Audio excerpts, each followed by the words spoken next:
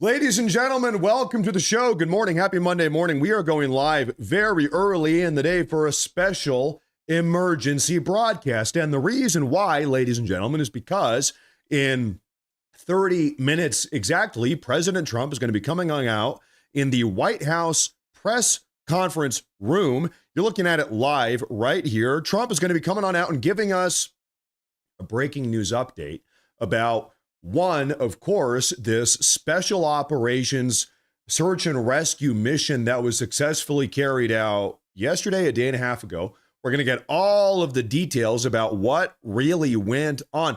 But also on top of that, we are expected to get some massive new updates, information pertaining to the overall larger current status of the ongoing conflict with Iran.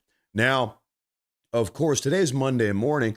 What happens on Tuesday, tomorrow, at 8 p.m. Eastern, about a day and a half from now? I'll tell you what happens. This is the end of President Trump's ultimatum he has given to the Iranian regime. Make a deal, open up the Strait of Hormuz, capitulate to President Trump's demands, the demands of the United States of America. And if you don't, by, like I said, tomorrow, Tuesday, 8 p.m. Eastern time, then guess what? All hell is going to break loose. And so I believe we're going to be hearing about the search and rescue operation, all the nitty-gritty fine details, but of course also we're going to be hearing about the overall status of the conflict and this Tuesday evening ultimatum. Rumor has it President Trump has a big announcement, massive announcement, if I dare say, that he's going to be sharing with us. Normally, President Trump does not hold these speeches or announcements in the White House press conference room. Today, he is. It's got to be something big. So, ladies and gentlemen, we are here gathered here on a lovely Monday morning to get some big news. Now, I'll tell you what, while we wait, we've got about 27 minutes now until President Trump comes on out. A lot has happened over the night. We have about 20 or 25 minutes worth of updates to go through to get everybody here up to speed because it's been a very eventful evening. So, ladies and gentlemen, do me a favor. Make sure to hit that like button. Make sure to subscribe. We're live right now on Twitch, on Rumble, as well as on YouTube at Matt Morris TV. Hit that like button. Make sure to subscribe. Thank you all very much for being here. You're in the right place. Let's go ahead and start breaking down all of these big, massive developments that have taken place over the last 18 hours. Ladies and gentlemen, first off, what can we expect to hear at this announcement Trump's going to make? More about his role in authorizing the multifaceted operation to get both of these airmen out. Of course, the second being more complex. The president tipping his hat to everybody involved, the quick thinking of his commanders. But he was involved in every level of this. I mean, from the CIA information plan that they have to put out that misinformation about the second airman being taken out by vehicle when, in fact, he was still there, to the hardware being destroyed so that it would not fall into the hands of the Iranians. So we're going to hear more from the president today at 1 p.m. This is going to be held in the briefing room because of all of the interest from the media, so many questions that many have. It would surprise you how many people can fit inside that smallish room when the president is at the podium, but that is what we are going to see this afternoon. So looking back at last week, it looks like Wednesday evening was the last time that we had seen the president speak publicly. He had those public remarks, and also on Truth Social this weekend, if you look, I mean, he was unusually quiet. All of that strategic silence in order to protect this mission at hand, what began late last week, as Iran feeling like they have achieved something in shooting down that U.S. jet. That feeling for them has been reduced to disgrace, with the president saying the U.S. has once again proven overwhelming air dominance and superiority. He wrote on Truth Social this, quote, "This is a moment that all Americans, Republican, Democrat, and everyone else should be proud of and united around. We truly have the best, most professional and lethal military in the history of the world." Now, when President Trump was MIA over the weekend, as he was bunkered down in the White House working with Hegseth and the Department of War and senior ranking members of the U.S. military to get these guys recovered from behind enemy lines in Iran. Did you see what the left-wing media was saying? When President Trump was in the White House over the weekend, he wasn't talking to the media. He wasn't making posts on Truth Social. Trump was busy executing the search and rescue operation. Did you see what members of the far left were saying? They were trying to spread rumors that Trump had been hospitalized. Trump is dying. He's in the hospital. He's at Walter Reed Hospital. He's having some medical emergency, and that's why he's not talking to the media this weekend. Well, actually, he was just in the White House getting business taken care of. Now, a little bit of a spoiler. President Trump actually held this morning, like 45 minutes ago, he held the Easter egg roll event at the White House. So everything's fine. We all know he's fine. But anyway, folks, as this search and rescue recovery operation was being executed about a day and a half ago, something else massive happened at the same time. Take a look at this. Yeah, Harris, good morning. High-ranking U.S. sources telling Fox News that while that rescue was ongoing over the weekend, that CENTCOM Commander Admiral Brad Cooper directed a strike against an IRGC underground headquarters outside of the Iranian capital of Tehran. Fox News has learned that B-2 bombers were used during this strike, along with massive ordnance penetrators, bunker buster bombs, to target this facility, the same weapons used in Operation Midnight Hammer. And I am told by these high-ranking U.S. sources that the headquarters of the IRGC was obliterated in that strike. Wow. This is significant because it speaks to the intelligence and military excellence of the U.S. military. As this rescue was ongoing, they were hammering the Iranian regime just outside the capital of Tehran with B-2 bombers overhead, U.S. Special Forces on the ground, more than 100 of them, rescuing that airman and bringing the fight to the IRGC just outside of the Iranian capital. Harris? So, folks, just to be clear, as the search and rescue operation was underway to return this downed airman, he was the navigator of this F-15 who was down behind enemy lines deep inside Iranian territory. Simultaneously, the U.S. military was using B-2 Spirit stealth bombers flying 50,000 feet up in the air, dropping massive ordnance penetrator bunker buster bombs right on top of the IRGC headquarters, obliterating the entire damn place. And these things happen at the same exact time.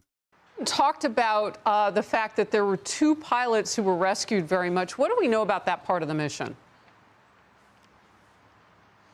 Absolutely. We understand that on Friday, the pilot of the F-15 that was shot down on Thursday night was rescued, and then it wasn't until about 48 hours later that the other rescue took place. And again, Fox News can report that on Saturday morning, the CIA was able to confirm the location and the identity of that airman, to confirm that this was not an Iranian trap, at which point the message was delivered to the Secretary of War, the Joint Chiefs Chairman, and ultimately the President. I'm told at that point, President Trump ordered the operation, and within 12 hours, there were U.S. boots on the ground inside of Iran.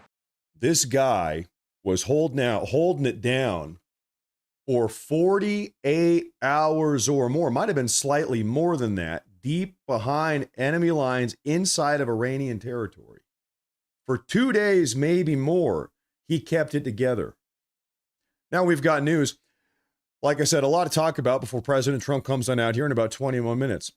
The Israel Defense Force has announced the elimination of Brigadier General Majid Kademi this morning, the head of intelligence for Iran's IRGC, who was killed in an early morning precision strike on Tehran this morning by the Israeli Air Force. Kademi's death has been since confirmed by the Iranian state-run Tasnim news agency, which is affiliated with the IRGC. The number one intelligence man inside the IRGC got taken out this morning alongside the entire headquarters a day ago. The Israeli Air Force also carried out a massive airstrike. Where is this?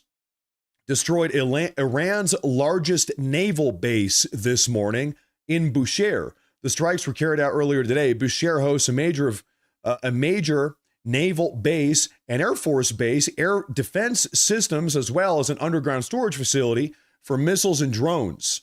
We'll take a look at that blast. We've got footage of it. Oh, that's a bit.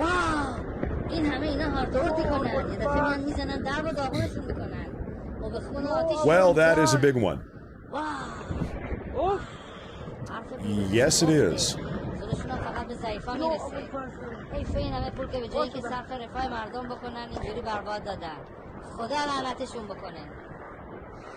Good God, that, man, it's very rare you see a plume of smoke that big. Can we replay that one more time? Wow. There was a little, see that? Boom, right there. Must have been a transformer or something down there. One hell of a blast. What's more news. Israel has also this morning just attacked the largest petrochemical facility in Iran, located in a town called Asaluya. According to the defense minister, two facilities responsible for about 85% of Iran's petrochemical exports have now been put out of operation. A very big series of strikes taking place this morning. U.S. CENTCOM has also released footage. Iranian military capabilities continue to decline as U.S. forces relentlessly strike military targets all across Iran. This is from CENTCOM. There's a blast. There is a blast. And there's another one. And there's another one. Folks, can I tell you something kind of funny? A little bit of a tangential side story here. For the first time in my life, I have been watching over the last couple of weeks. It's a TV show. It's called House of Cards with my wife. I've never seen it before. It's political. You know, the guy, he's president. He tries to become president. There is a scene in this TV show, maybe season 2, where the president, he calls in an airstrike on some terrorists in the Middle East. And the show, it came out in like 2014 or something, over a decade ago. And in this TV show, they call in the airstrike and it was big drama. Everybody was sad about it. They felt guilty. They felt like they had done something terrible. They blew up this terrorist. It caused marital problems in the TV show between the president and his wife, the first lady. She wasn't happy that her husband had called in the airstrike. It was the big drama of the TV show. This was 12 or 13 years ago this show came out. Now, today, we see airstrikes like this every single day, and we're just sitting here like, yeah, FAFO. All right, yeah, let's go, FAFO. Shouldn't have done that. The times have changed a little bit. To say the least, the times have changed. Yeah, FAFO, certified FAFO moment. Now, more news. The United States and Israel have a set of targets lined up in Iran designed to cripple the country's economy and ensure the regime's recovery from this war is long and painful, with Israel awaiting authorization from Washington this week to begin striking key energy facilities across Iran. Officials tell the New York Times, well, what do you think President Trump, what do you think the U.S. military and the Israeli Air Force, what do you think they're going to start dropping bombs on if the Iranian regime does not capitulate by President Trump's Tuesday evening timeline? As President Trump has said, we're going to start blowing up power plants and we're going to start blowing up bridges. So, not surprising at all. Of course, we've got a target list ready to go. Trey Yingst, he corroborates, he says nothing is off the table. The president was very clear when we spoke. Nothing is off limits if the Iranians are unwilling to make a good faith deal. He's given them another olive branch, an opportunity at de-escalation, an off-ramp in this conflict, and they're getting hammered each and every day. On the battlefield, when we look at what's happened just over the past several weeks, the United States has systematically targeted the production lines of the Iranian regime. Iran can no longer produce the amount of ballistic missiles or drones that they could in the past. And even if the war were to end at this moment, the Iranian regime has already set back decades. And as the president told me, they're not even negotiating about their nuclear program anymore because most of it was decimated during Operation Midnight Hammer last summer. There have been new strikes against what's left of the program. There is still this issue of enriched uranium inside of Iran. But broadly speaking, the Iranians only have small bits of their military left that they can even negotiate, and that is why they're putting pressure on the Strait of Hormuz. And the president talked about this as well, how they can use these small boats and they can lay a single sea mine, and it can affect billions of dollars worth of international shipping. But this is what the Iranian regime does. They try to hold the international and global economy hostage. And that's exactly what they are doing right now. And that's exactly, according to the president, why he is threatening to target the country's energy infrastructure if the Iranians do not make a deal. And I hate to say it, I hate to be a little bit combative here this early in the morning on a Monday of all days, but what has been such a disappointment is that many of our allies over in Europe, our NATO allies, as they are called, they have just thrown their hands up and said, you know what, actually, it is okay. it is acceptable if the psychotic, terroristic Iranian regime decides to shut down an international naval passageway. If they take control of international waters, let them do it. That's fine. In fact, it might even be the case that some of these European countries, France, namely, I'm looking at France, rumor has it some of these EU countries have actually cut backroom deals, maybe with the Iranians, saying, you know what, we're not going to get involved. In fact, we're going to limit the Americans' capacity to fly out over our airspace. In exchange, Iranian regime, let's make a deal. How about you start letting our French vessels through the Hormuz? Seems like there might be some backroom deals being made. Rather than the Europeans, some of them, helping us reopen the Hormuz, they might actually be making backroom deals. And that's not confirmed yet, but that's the rumor at the moment. I think that NATO has made a big mistake. Some of these European countries in NATO have made a big mistake. Let's talk about this deal because negotiations have been ongoing. Breaking news, this is early this morning. Pakistan has drafted a two-tier U.S.-Iran ceasefire framework overnight. Right now, it's being dubbed the Islamabad Accord. Islamabad is the big town in Pakistan. It entails an immediate ceasefire and reopening of the Hormuz, followed by a 15 to 20 days of direct talks on a final deal with Islamabad, the Pakistanis, as the middleman. Iran would commit to no nuclear weapons. In exchange, they would get sanctions relief and some of their frozen assets would get released as well. Asim Munir has been in contact all night with Vance, Witkoff, and Aragchi. Asim Munir is the Pakistani middleman. There is still no official agreement. Well, I'll tell you something. Bear with me here.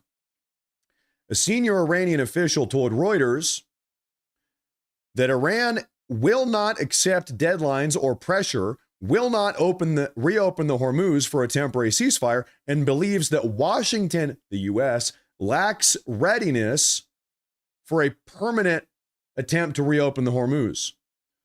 Reuters also could not verify the 45-day ceasefire figure that Axios has been reporting. Okay, well, ladies and gentlemen, that was early this morning. We've got a follow-up to that. Breaking news. Shortly thereafter, Iran has rejected a temporary ceasefire proposal and said it has formulated a response to the U.S. demands to end the war. Iran's foreign ministry says they will announce their response to the United States 15-point plan, quote, when necessary. So to be clear, let's break it all down. The Pakistani intermediaries here, they put together a plan. It was the Pakistanis. They put together a plan to kick off a 15 to 20 day long ceasefire. Let's stop the shooting. Let's stop the bombs. 20-day ceasefire, 15 to 20 day ceasefire so that we can negotiate under better circumstances. This was a plan concocted by the Pakistanis. The Iranians have come back and said, no, we're not interested in a 15 to 20 day long ceasefire. In fact, it seems as if the Iranians don't want anything other than a permanent conclusion to this conflict. In fact, here you have it. The Iranian Foreign Minister Abbas Araghchi says a temporary ceasefire will only allow the crimes to continue, accusing America and Israel, of course, of committing crimes or war crimes. Instead, he demands not a ceasefire, but a full, complete, and total end to the war. Let's take a look inside the White House press room real quick. Make sure we're not missing President Trump. President Trump is set to come out here in 10 minutes, folks, and that's fine because we have a lot to talk about. We are continuing to break it on down. Breaking news. External pressure is starting to be applied. Take a look at this. Breaking. This is a very important piece of information. All three global major powers, U.S., China, and Russia, are now involved directly in the negotiations. Pakistan is the main interlocutor, the main intermediary here. While Pakistan is exchanging messages between Iran and the U.S., Russia and China have both engaged Iran directly. Over the last 24 hours, we have the confirmation China's foreign minister spoke to his Russian counterpart, the Russian foreign minister, while Russia's foreign minister spoke to his Iranian counterpart.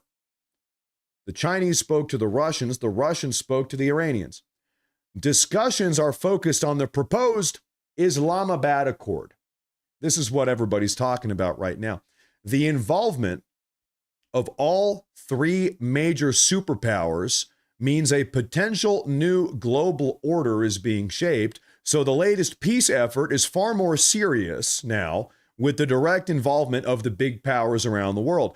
Iran's public stance aside, it will be difficult for Iran to explicitly say no to Russia and China. Now, we've seen publicly both China and Russia, we know this to be a fact, both of them, China and Russia, are publicly putting pressure on the Iranian regime to de-escalate this and bring this war to an end.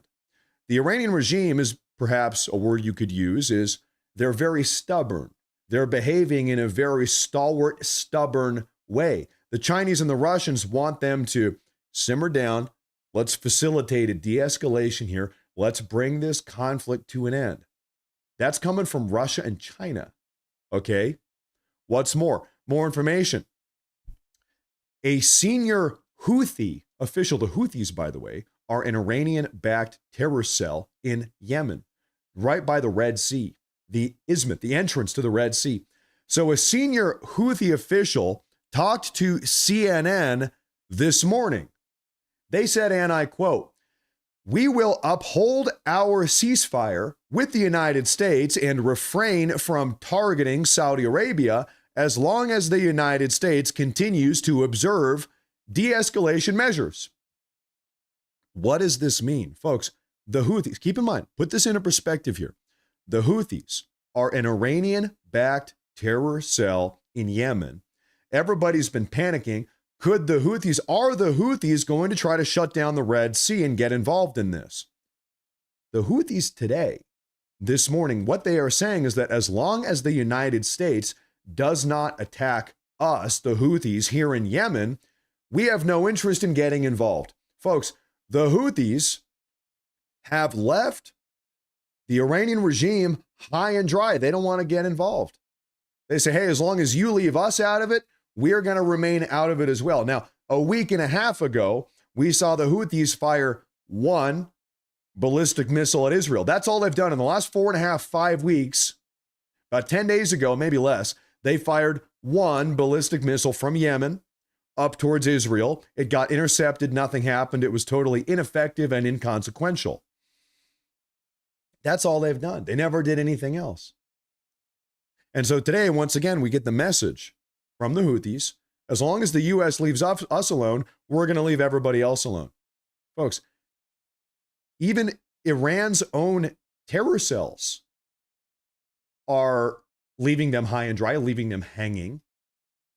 Iran's top two global allies, perhaps you could say the Russians and the Chinese, are putting pressure on them publicly to, hey, Iran, you gotta simmer down. You got to bring an end to this. You guys should settle down, Iranian regime. That's coming from the Russians and the Chinese. What's more, North Korea this morning, North Korea appears to be distancing itself from its longtime partner, the Iranian regime, and carefully managing its public messaging to preserve the possibility of a new relationship with the United States after the end of the ongoing war against Iran. And this is coming from South Korean intelligence. South Korean intelligence tells us this morning North Korea doesn't want anything to do with Iran. Why do you think that is? Kind of makes it seem like even North Korea understands that Iran is losing this. Iran is on the cusp of losing everything. The Iranian regime has not got long, to say the least. So even North Korea is like, hey, you know what? Just leave us out of this. Hey, you know what? Leave us out of this. Okay?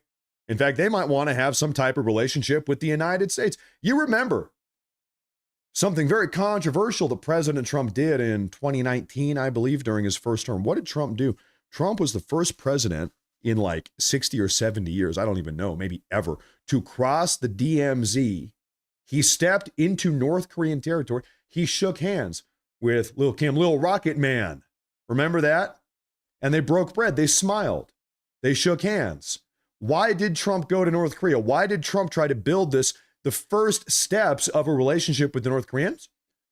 Denuclearization. Trump has been anti-nuclear weapons publicly since 1980. In 1980, what? He was like 45 years old. He was a middle-aged man. A key sort of tenet of President Trump's foreign policy for, what is this, 60 years? I don't know, 50 years, whatever, has been 50-something years, has been always, we need fewer nuclear weapons in the world. We want fewer countries to have nuclear weapons. The countries that already have nuclear weapons, we want them to have fewer nuclear weapons. And this explains in part, the reason I say this is because this explains in part President Trump's approach, his foreign policy philosophy towards the Iranian regime. Here we have a psychotic country who's trying to get nuclear weapons very clearly. We cannot let them do that. That's Iran. Here we have a country, North Korea, that has nuclear weapons. That was a mistake. I'm going to go meet with them to try to get them to denuclearize or at a minimum reduce their nuclear stockpile. That's why Trump went there. As you all know, Trump has been trying to negotiate for the last 14 months with both the Chinese and the Russians to reduce our nuclear stockpiles as well. Trump is saying, hey, listen, Russians and Chinese, if you guys reduce your nuclear stockpile, so will we. Let's all reduce our nuclear stockpiles. Trump is anti-nuclear. In fact, he says it's the N-word. Have you guys heard about the N-word? There's two of them. You shouldn't say either of them. One of them you really shouldn't say. The other one, it's called nuclear. Trump doesn't like it. So this is an insight into Trump's foreign policy. He does not want anybody having nuclear weapons. And rightfully, he's very concerned about this, especially with a country with a regime like the Iranian regime. Let's keep on moving here. President Trump, like I said this morning, now he's set to come on out here in 2 minutes. Folks, when Trump comes out, when Trump steps out here, I'm going to stop yapping and we're going to immediately cut to him.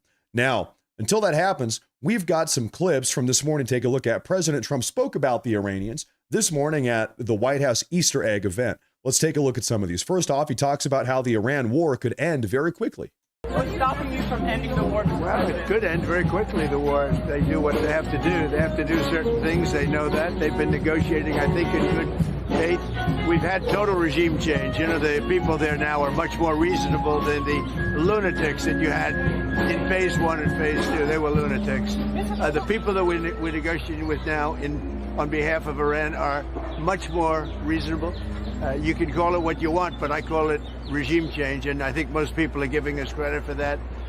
The first regime was taken out. The second regime was taken out. Now the third group of people that we're dealing with is not as radicalized, and we think they're actually much smarter. I hope so. For their sake, frankly, I hope so.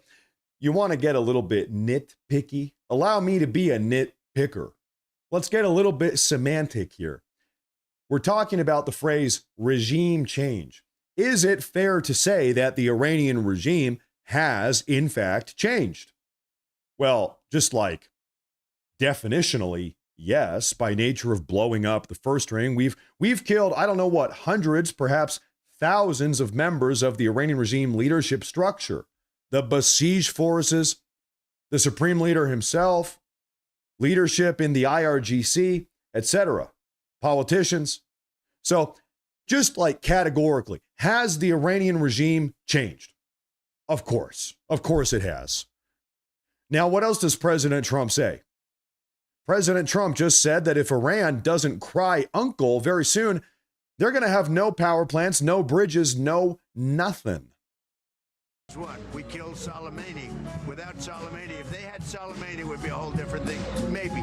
Would still be winning, but it would have been harder. Because we are obliterating that country. And I hate to do it, but we're obliterating, and they just don't want to say uncle. They don't want to cry, as the expression goes, uncle, but they will. And if they don't, they'll have no bridges, they'll have no power plants, they'll have no anything. I won't go further because there are other things that are worse than those two. And we might have Well, the thing, if I had my choice, what would I like to do? Take the oil. Because it's there for the taking. There's not a thing they can do about it. Unfortunately, the American people would like to see us come home. If it were up to me, I'd take the oil, I'd keep the oil, I would make plenty of money. And I'd also take care of the people of Iran, much better than they've been taken care of. It's been horrible. They've killed 45,000 people as of a month and a half ago. 45,000 protesters. We don't. 45,000 of them. And here's the deal with that. You can actually go find footage. I hate to tell you this. I hate to admit to it. I've seen much of that footage. Who here has seen some of that terrible, brutal, bloody, disgusting footage from January of 2026, where you can literally see, if you're so inclined, you can find it on the internet, footage that came out of Iran in January of 2026, 2.5 months ago, during which you, with your own two eyes, you can see protesters, anti-regime protesters, getting shot, dying in the streets, bleeding out, running from gunfire. You can literally go look at it. It's terrible. Some people that try to deny that it happened, they say, oh, Trump's making it up. No. Some of us have seen it. Now, it's on X. You go find it if you want. I don't recommend it. President Trump mentions arming the Iranian people. So I'm very upset with a certain group of people, and they're going to pay a big price for that. But the Iranian people will fight back as soon as they know they're not going to be shot and as soon as they can get weapons. If they had weapons, not many of them, if they had weapons that would go in the other way, and you know what would happen? Iran would give up in 2 seconds because they wouldn't be able to take it. But in Iran, they have absolutely no weaponry, and they've been told point blank, if you come out to the streets, you will be killed. As of this morning, and we have this on pretty good information, 45,000 protesters have been killed. Pretty bad. I got to tell you folks something here. Before this conflict started, the Trump administration came out and said the Iranian regime, they've got weapons-grade enriched uranium, and if they wanted, they could make a nuclear weapon. This was U.S. intelligence, okay? They said, Trump said, Witkoff said, in fact, Tulsi Gabbard came out and said this, they have 60% or higher weapons-grade enriched uranium. They can make a nuclear weapon if they wanted. That is intolerable. It is unacceptable. A lot of people, they said, well, Trump's lying. It's fake intelligence. No, they don't. The Iranians, they're not making a nuclear weapon. They don't have weapons-grade enriched uranium. They've got a fatwa, a religious ruling against it. Some of you might remember about 2.5 weeks ago, the foreign minister of Iran, Abbas Araghchi, on an interview with, I kid you not, I believe it was Margaret Brennan on MS Now, speaking English. In fact, I could find the video for you if you want. The representative of the Iranian regime 2.5 weeks ago came out on Western media. He admitted in plain English, the guy speaks English. He said, yes, we have 440 kilograms of 60% enriched uranium. He admitted to it. Abbas Araghchi admitted to it. What's more, this morning, maybe last night, we got a video interview from the chief of the International Atomic Energy Agency, the global nuclear weapons atomic energy sort of watchdog, the IAEA, the chief, the head honcho video interview came out yesterday, maybe this morning. You know what he said? He said, you know what? Yes, they do, in fact. According to the IAEA, the Iranian regime does, in fact, have 440-something kilograms of 60% weapons-grade enriched uranium. So it's like, what do we need to hear now? The Iranians themselves have admitted to it. U.S. intelligence has confirmed it or corroborated it. And the IAEA, the independent watchdog agency, they've also confirmed it. So what do we need? Well, I don't know. It's like, come on. We know what they were doing. Now, right now, President Trump is set to come on out here any minute now. Make sure we are live. Right now, Trump is 5 minutes late. That's okay. We're living on Trump time. He's not living on our time. Put that thing up there on the top left. Okay. Trump is holding a press conference on the Iran war. We are expected to get massive updates any minute now.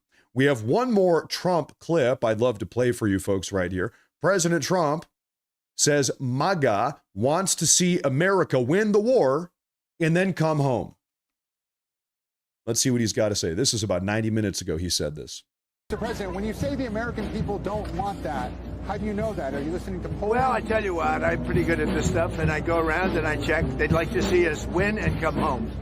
And I appreciate CNN for the first time maybe in my life. They did a poll, and everyone's saying, oh, is Trump losing MAGA? No, I'm not losing MAGA. MAGA loves what I'm doing. And CNN did a poll of MAGA voters, a big poll, very important poll, Harry. And he went on, he said, this is amazing, 100% support. He said, I've never had a 100% poll at anything before. And it's, do you support Trump, MAGA people, which is, by the way, mostly Republican. And if you look, I would say MAGA makes up a majority, like about 95% of the Republican Party, all right? So they went out, they did a poll, and CNN came back 100% support. So they support what we're doing, but they would like to see it end and come back. But remember, wars last years. We're in there for 34 days, and we've obliterated a very powerful country in 34 days. Yeah, if it were up to me, I'd like to keep the oil. I just don't think the people of the United States would really understand. Now, talking about obliteration of the Iranian regime, once again, everybody's talking about this Tuesday evening timeline. It's the ultimatum. I think it's fair to call it a threat of sorts. Tuesday, 8 p.m. Eastern. What is that? Something like 36 hours from now, a day and a half from now, President Trump has very publicly said that Iranian regime, if you do not capitulate to our demands and agree to reopen up the Hormuz, etc., then we are going to send you back to the Stone Age. All hell will break loose. The bridges, the power plants, etc., goodbye. That seems to be the ultimatum that is on the table right now. Now, once again, we are live inside of the White House press briefing room. Man, they really packed these guys in here like a bunch of sardines. This individual has a very curious haircut. I'm not sure if I would choose to have that on the top of my head, to be honest with you, but who knows? Now, ladies and gentlemen, I think now's probably while we are on the edge of our seat waiting for President Trump to come on out, do me a favor here. I'm going to pull up our super chats and Rumble rants and see what you folks have to say before we get into this. This is going to be, oh, never mind. Hold that thought, because there's President Trump right there. Here he is.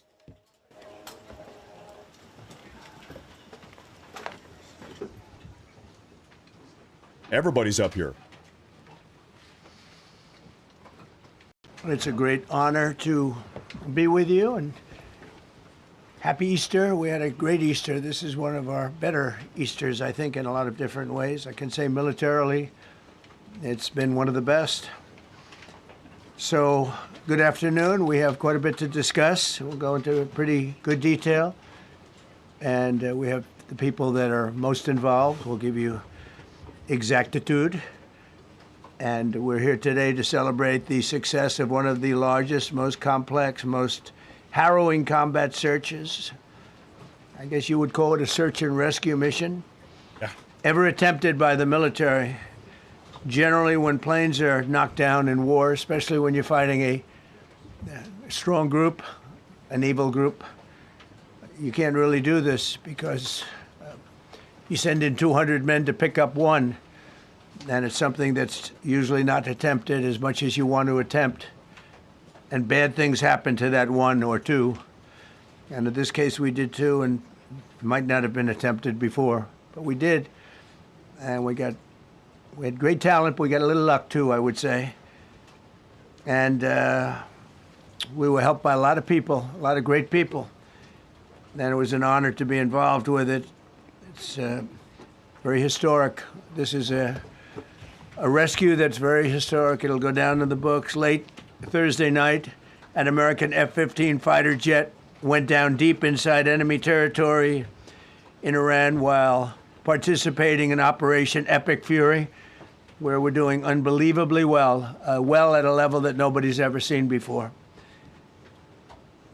The entire country can be taken out in one night, and that night might be tomorrow night. Both members of the crew ejected from the aircraft and landed alive on Iranian soil. I immediately was asked to make a decision. I ordered the U.S. Armed Forces to do whatever was necessary to bring our brave warriors back home. A risky decision, because we could have ended up with 100 dead as opposed to 1 or 2. It's a hard decision to make. But in the United States military, we leave no American behind. We don't do it. Within hours, our armed forces deployed 21 military aircraft into hostile airspace, many flying at very low altitude, being shot by bullets. You bring rifles into play when you're going that low, but there are also certain advantages. And in broad daylight over Iran for 7 hours, at times facing very, very heavy enemy fire. We have a helicopter that's got a lot of bullets in it. It's amazing. We just realized how good those weapons are. Those our machines are. Nobody has the equipment that we have, and nobody has the military that we have. Not even close. We're the most powerful military anywhere in the world by far. The flight crews and warfighters aboard those aircraft took extraordinary risks to rescue their fellow service members. This first wave of search and rescue forces successfully located the pilot of the F-15, and he was extracted from enemy territory by an HH-60 Jolly Green II helicopter. Fabulous machine as our warriors faced gunfire at very close range. It's amazing that when you look at the machinery, what happened, that nobody was even injured. Meanwhile, the second crew member, a weapons system officer, highly respected colonel, had landed a significant distance away from the pilot. When you're going at those speeds, even if you go out 2 or 3 seconds later, it's miles and miles away because you're going fast. He was injured quite badly and stranded in an area teeming with terrorists from the Islamic Revolutionary Guard Corps rough group, as well as besieged militia and local authorities. Many, on top of everything else, they told the communities actually within inside of Iran, the people of Iran, they were given a tremendous incentive to find this pilot. Despite the peril, the officer followed his training and climbed into the treacherous mountain terrain and started climbing toward a higher altitude, something they were trained to do in order to evade capture. They want to always go as far away from the site of the shoot down. You want to go as far away because they all head right to that site. You want to be as far away as you can. And he was injured, and he was an amazing, amazing thing. He scaled cliff faces, bleeding rather profusely, treated his own wounds, and contacted American forces to transmit his location. They have a very sophisticated beeper-type apparatus that is on them at all times. And when they go out on these missions, they make sure they have lots of battery space and they're in good shape. And this one worked really well, amazingly, saved his life. We immediately mobilized a massive operation to retrieve him from the mountain holdout. And he kept going higher and higher. The mountain kept getting rougher and rougher and really very, very hard to find. The second rescue mission involved 155 aircraft, including 4 bombers, 64 fighters, 48 refueling tankers, 13 rescue aircraft, and more. We were bringing them all over, and a lot of it was subterfuge. We wanted to have them think he was in a different location because they had a vast military force out there. Thousands of people were looking. So we wanted them to look in different areas, so we were scattered all over like we were right on top of them.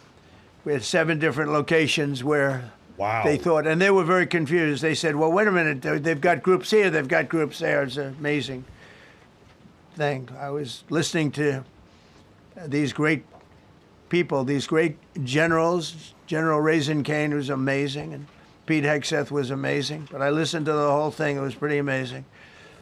So they had all these different sites where everybody thought he was located. We think we have him over there because they have 9 planes circling a little area that's 25 miles down the coast.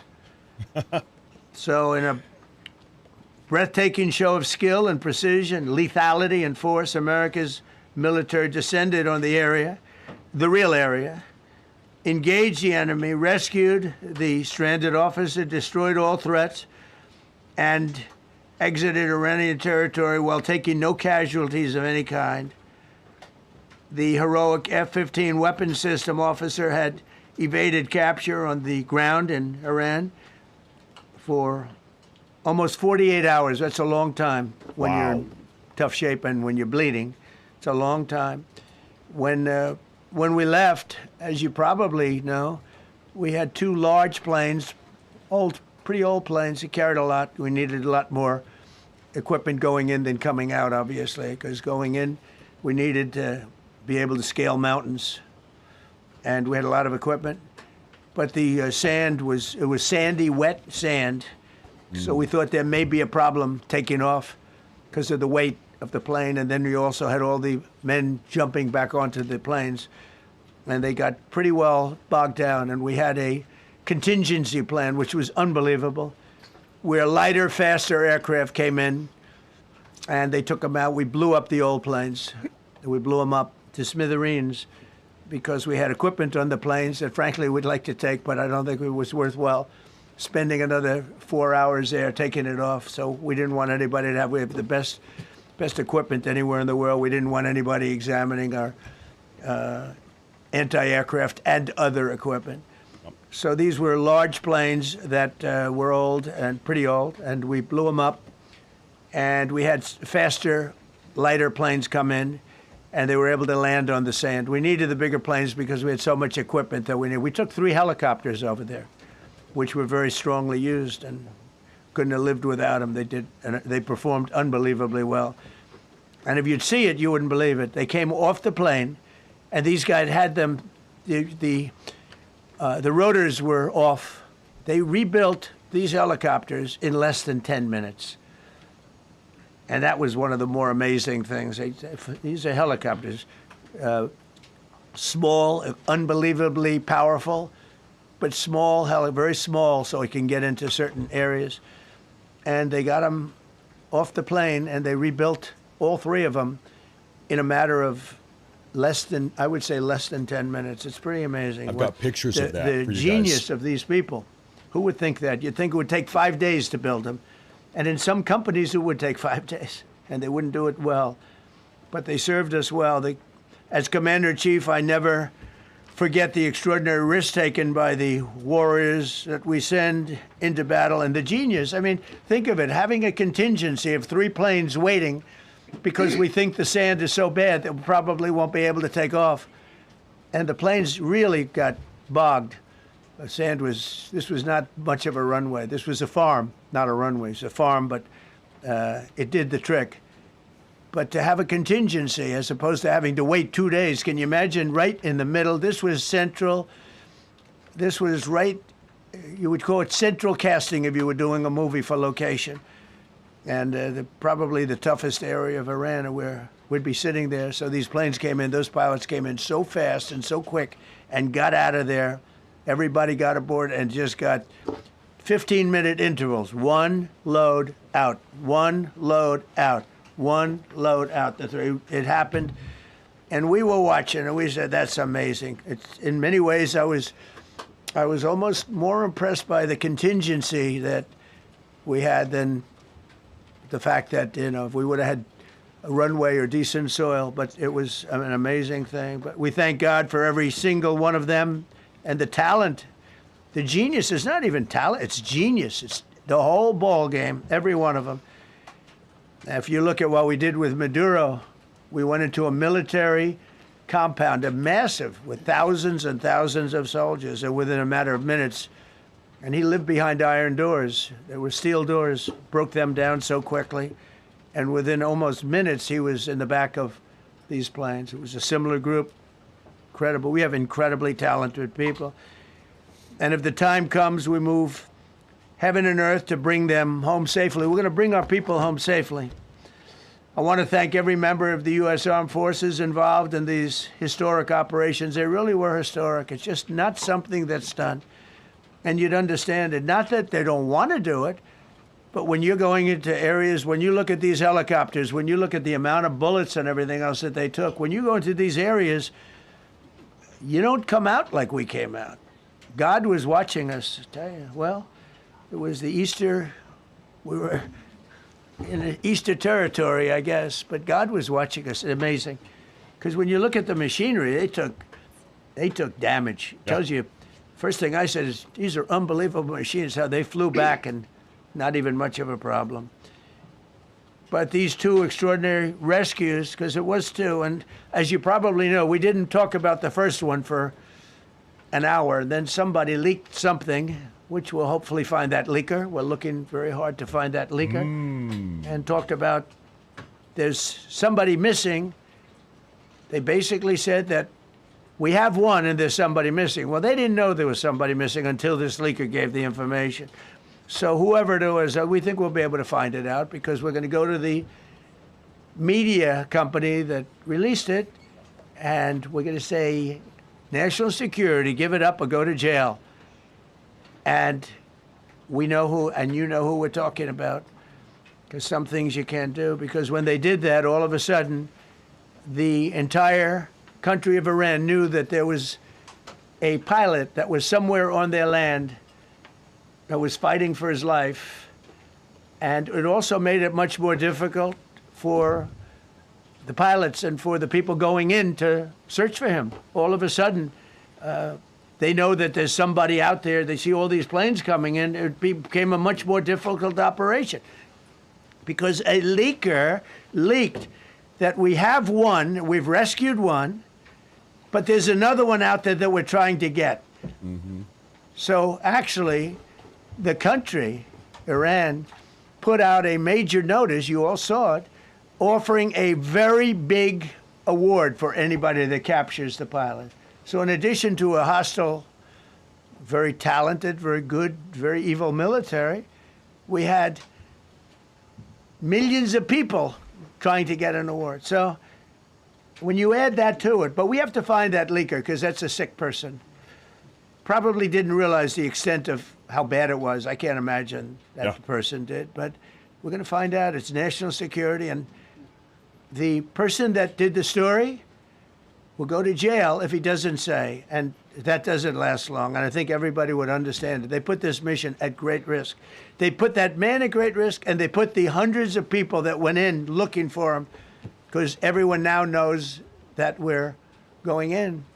Over the past 37 days, America's armed forces have carried out more than 10,000 combat flights over Iran, unheard of, striking more than 13,000 targets. The F-15 we lost last week was the first manned aircraft downed by the enemy in this entire operation with thousands and thousands of flights. They got lucky. It was a lucky hit. You know, eventually you get lucky. But we got lucky, too, because we got both of them back. But it's a record that is unparalleled in the history of military air operations. Nobody's ever seen anything like it. It's such an honor to be involved with it.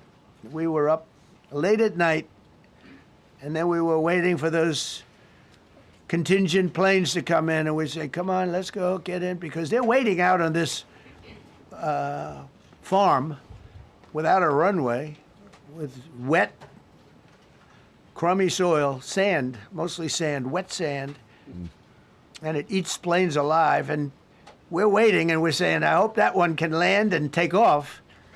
And they came in like magic, boom, boom, boom, one after another. It was like genius. I'm so impressed by that.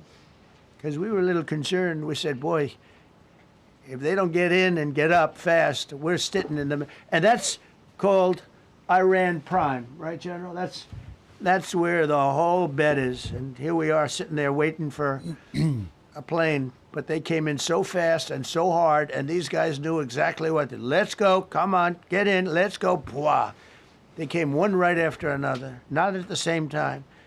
They don't want to come at the same time. They had to come right after each other. They didn't have any room. There was barely any room to land. Tiny little patch of very wet earth and sand. So I'm so proud of the people that I have standing up here with me and many others that worked. I mean, so many. Steve Witkoff's over here. He's doing fantastically. Jared Kushner.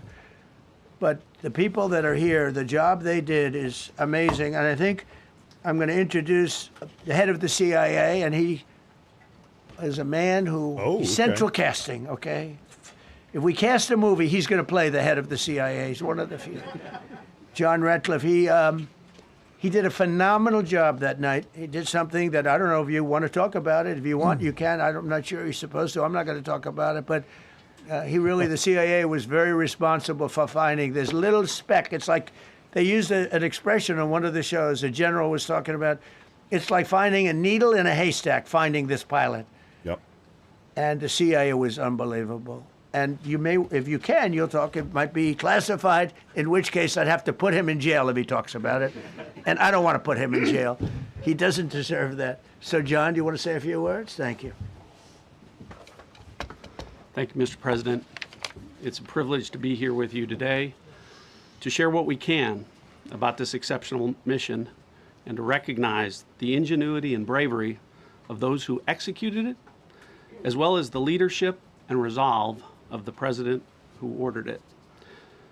One thing that has been clear to me in this role is that the flawless military operations that the Department of War is known for are hostage to flawless intelligence. We saw that in the skies over Iran in Operation Midnight Hammer last summer. We witnessed it in Venezuela during Operation Absolute Resolve. We've seen it against the cartels in the Western Hemisphere, and we're seeing it every day in Operation Epic Fury, including this mission to rescue an aviator buried deep behind enemy lines. Because it is the unique tradition of the U.S. Armed Forces that we leave no man or woman behind, this was a no-fail mission. That was the spirit in which the President put us to work, and we were determined not to let him down or our airmen down. As an agency, the CIA possesses unique capabilities that only the President can deploy. Some of these capabilities fall under covert action authorities. And because covert means exactly that, I'm not going to be able to tell you everything that you want to know. At the President's direction, we deployed both human assets and exquisite technologies that no other intelligence service in the world possesses to a daunting challenge, comparable to hunting for a single grain of sand in the middle of a desert. This was also a race against the clock, as it was critical that we locate the downed aviator as quickly as possible, while at the same time keeping our enemies misdirected. For that reason, in addition to the human and technical assets deployed by the President to find our airmen, CIA executed a deception campaign to confuse the Iranians who were desperately hunting for our airmen. On Saturday morning, we achieved our primary objective by finding and providing confirmation that one of America's best and bravest was alive and concealed in a mountain crevice, still invisible to the enemy, but not to the CIA. Wow. That confirmation was relayed by Secretary Hegseth to the President, and the operation quickly moved to the execution phase. Following the successful exfiltration on Saturday night, our intelligence reflects that the Iranians were embarrassed and ultimately humiliated by the success of this audacious rescue mission. When the President asked me to lead the CIA, he made it clear: get back to basics, no politics, no agendas. Tackle the hardest problems and execute the toughest missions. This president is about results. And now, that's what his CIA is about too. The professionals at the agency and at the Department of War deserve immense credit for their flawless execution during this daring mission. Their skill, creativity, and courage are unmatched on the battlefield wherever they step. But none of that matters, and all of that is wasted without a president with the political courage to put them into action. Mr. President, I've had the privilege of seeing you act with political courage in the best interest of the United States up close on a daily basis. And I'm grateful that this successful mission has given the American people a window into that as well. The Secretary and Chairman will tell you that our service members' confidence is boosted by a Commander-in-Chief who has their back the same way they have yours. And I know that the confidence of CIA's officers is boosted by the knowledge that their work is informing a president who's not afraid to make the hardest decisions when the stakes are highest. And to the American people, your confidence should be boosted by knowing that the security of the nation is in the hands of a president who's willing to take on problems that have confounded both sides of the political aisle for nearly half a century. It is an honor to serve under a leader who just proved that you can believe him when he says, no matter what, we will leave no one behind. We will come for you. Thank you.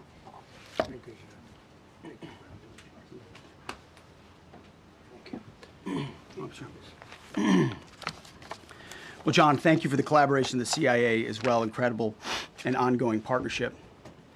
Ladies and gentlemen, fellow Americans, and especially the brave warriors in our armed forces, over this Easter weekend, the United States military has once again proved why we possess the greatest fighting force the world has ever known.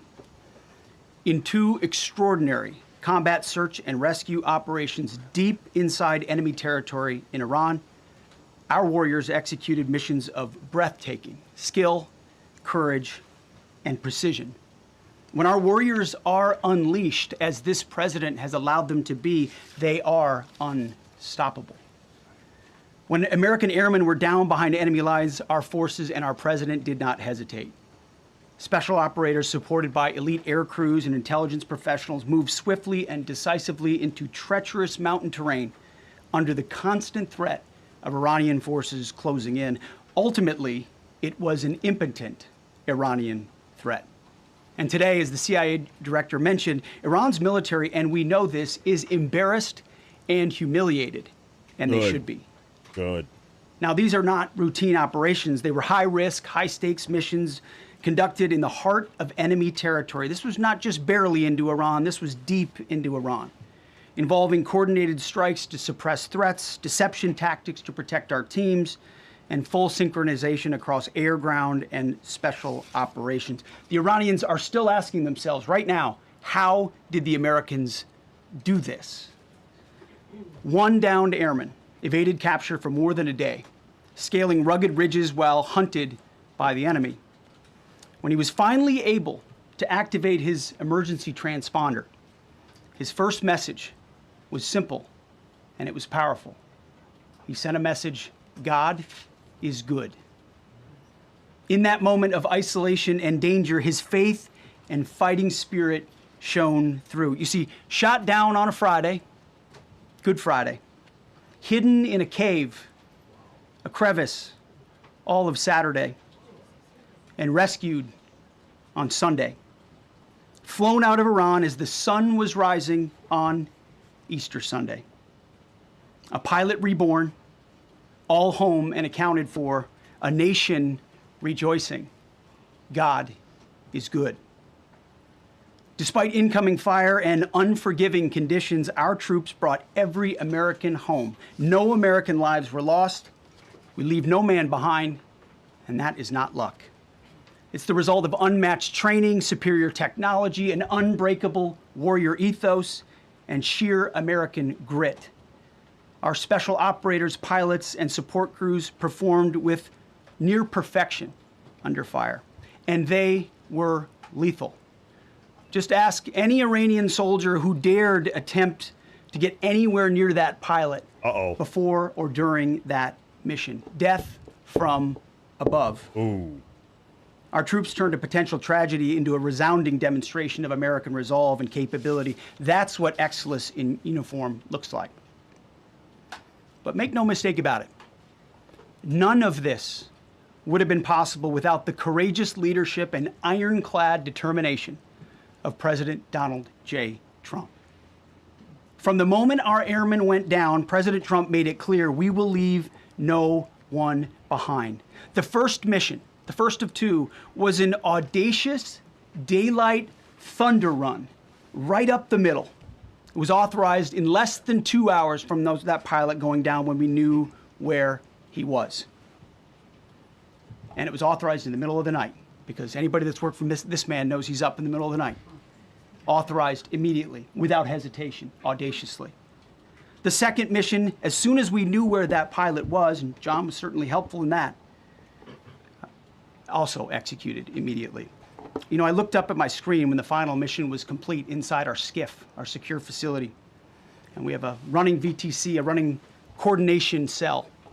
And the top of it read 45 hours and 56 minutes. For 45 hours and 56 minutes, we held that call open for coordination. From the moment our pilots went down, our mission was unblinking. The call never dropped, the meeting never stopped, the planning never ceased. The president demanded rapid, decisive action. He backed our military with the full weight of his resolve, refusing to let enemy propaganda or tactical setbacks deter us.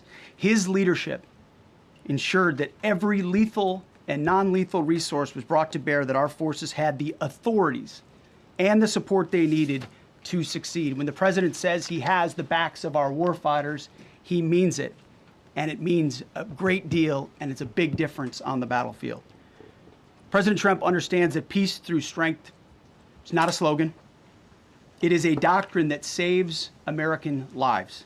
His unwavering commitment to rebuilding our military and restoring the warrior spirit has paid dividends in missions just like this one. Under his command, America projects power with confidence and brings our people home with victory. And that continues today, by the way.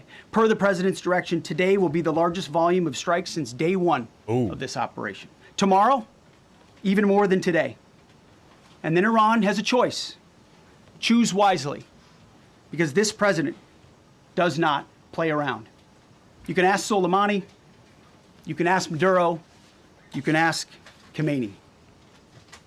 To those heroes who planned and executed these rescues, your nation stands in awe. I stand in awe. The chairman stands in awe. We all stand in awe of your professionalism and bravery. We serve for you. You embody the very best of America. To the rescued airmen and their families, welcome home. Your courage and endurance, the quiet declaration of faith amid the storm, inspires us all. God is good every day. And to our adversaries watching from Tehran, let this be a clear message. The United States military will go anywhere, at any time, to protect our own and complete the mission. We execute with precision. We control the skies. You see, we flew for 7 hours in daylight over Iran to get the first pilot. And we flew 7 hours in the middle of the night to get the second. And Iran did nothing about it. We fight with honor, and under President Trump's leadership, we win. So God bless our troops, God bless President Trump, and God bless the United States of America. Thank you. Raising Cane. Well, good afternoon, everyone. Thank you, Mr. President. Thank you, Mr. Secretary. A note before I start, I know many of you want specific details in these briefings. We will share what we can, but I will retain what I must in the event that we have to go do this again sometime. And I cannot stress the importance, as the President said, around operational security. The Secretary and I will do a more detailed briefing tomorrow morning, and we look forward to sharing the details that we can.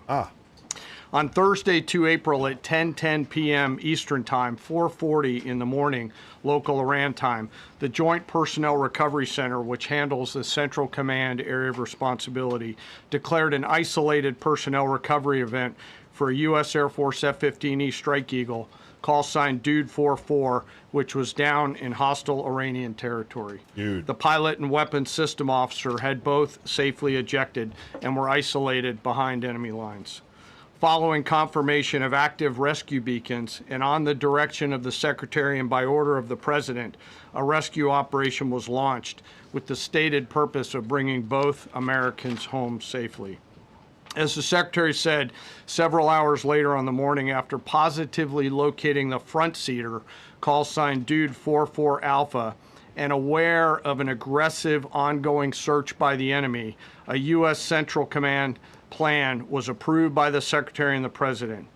Shortly thereafter, a U.S. Air Force Combat Search and Rescue Task Force comprised of A-10 Warthogs in their Sandy role, and I'll describe what that is in a minute, HC-130 Combat King IIs, HH-60 Jolly Green II helicopters, and Air Force Special Warfare Airmen, a package comprised of combat rescue officers and pararescueman operators, audaciously penetrated enemy territory in broad daylight to find, fix, and recover Dude 44 Alpha from behind enemy lines. This was an incredibly dangerous mission, an incredibly dangerous undertaking, but a filled promise made to every American warfighter that you will not be left behind. We will always come find you, and we will always bring you home.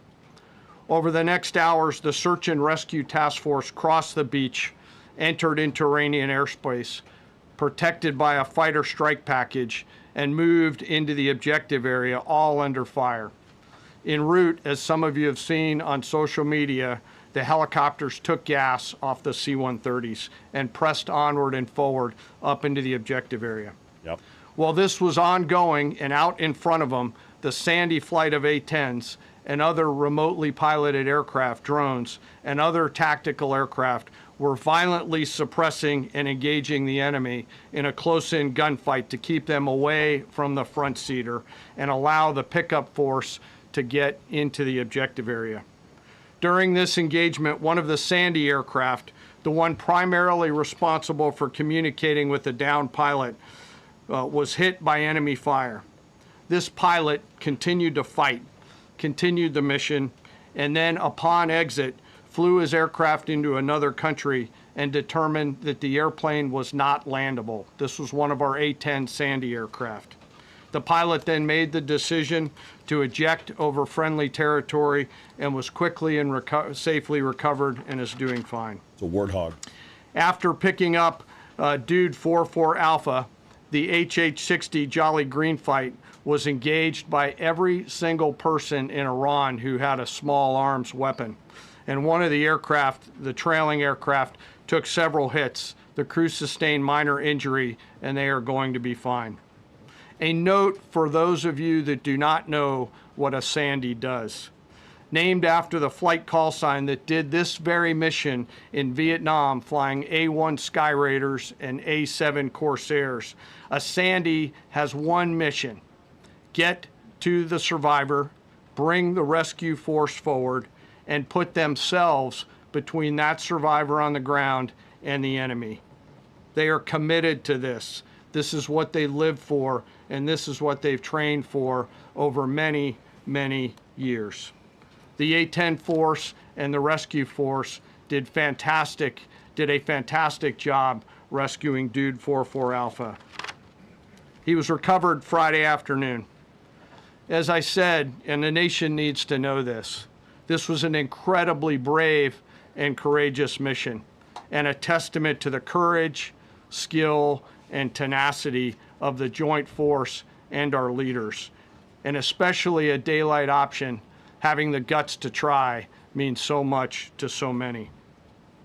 Meanwhile, the backseater, as the President and the Secretary have said, had continued to work and survive. Through the hours of daylight, Dude 44 Bravo, the backseater, evaded. Using every means available, the efforts of the United States military, the Central Intelligence Agency, and others were attempting to find and locate with precision Dude 44 Bravo, the backseater. A note on the backseater and the front seater. The single most important contributor to a successful rescue operation is the spirit of attack inside the heart of that downed aviator. Their will to survive, their will to evade, their will to recover is everything. In this case, the backseater's absolute commitment to surviving made much of our efforts possible. On Saturday, 4 April, after establishing positive communications with the backseater, we learned, as the president said, that he was injured and actively evading enemy forces. And thanks to our interagency partners, we were able to get eyes on his location and positively ID him. Throughout this entire time, the enemy force continued to search for 4-4 Bravo, and the joint force continued to strike them over and over and over again. Fighting off marginal weather in Iran and the enemy's search for a second time on Saturday, at the recommendation of the CENTCOM commander and at the approval of the Secretary and the President, we launched a rescue task force to recover Dude 4-4 Bravo. Again, this came to the President and the Secretary for approval, this time with a much larger force package based on the time that the enemy had to prepare to find 4-4 Bravo. Again, this force was protected by A-10 Warthogs using the Sandy call sign. And this force had one single mission: do everything they can to bring an American home. This meant having a plan, being prepared to execute that plan, and, more importantly, being prepared for multiple, simultaneous contingencies.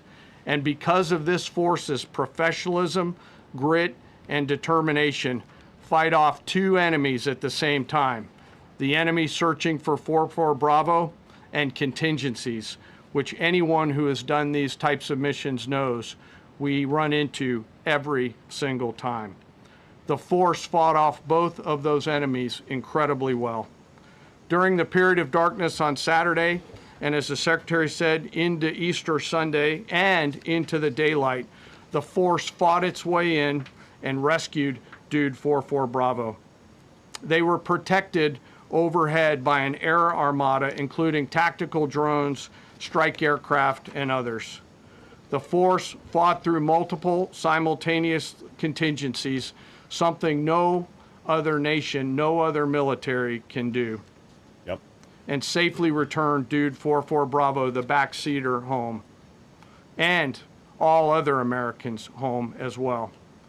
At midnight 12 local Eastern time, Easter Sunday, more than 50 hours after the start of this operation, the Joint Personnel Recovery Center declared Dude 4-4 Bravo, both the front and backseater, returned to friendly territory. Let's go. The courage demonstrated by both the pilot and the weapons system officer while isolated and them invading the enemy cannot be overstated.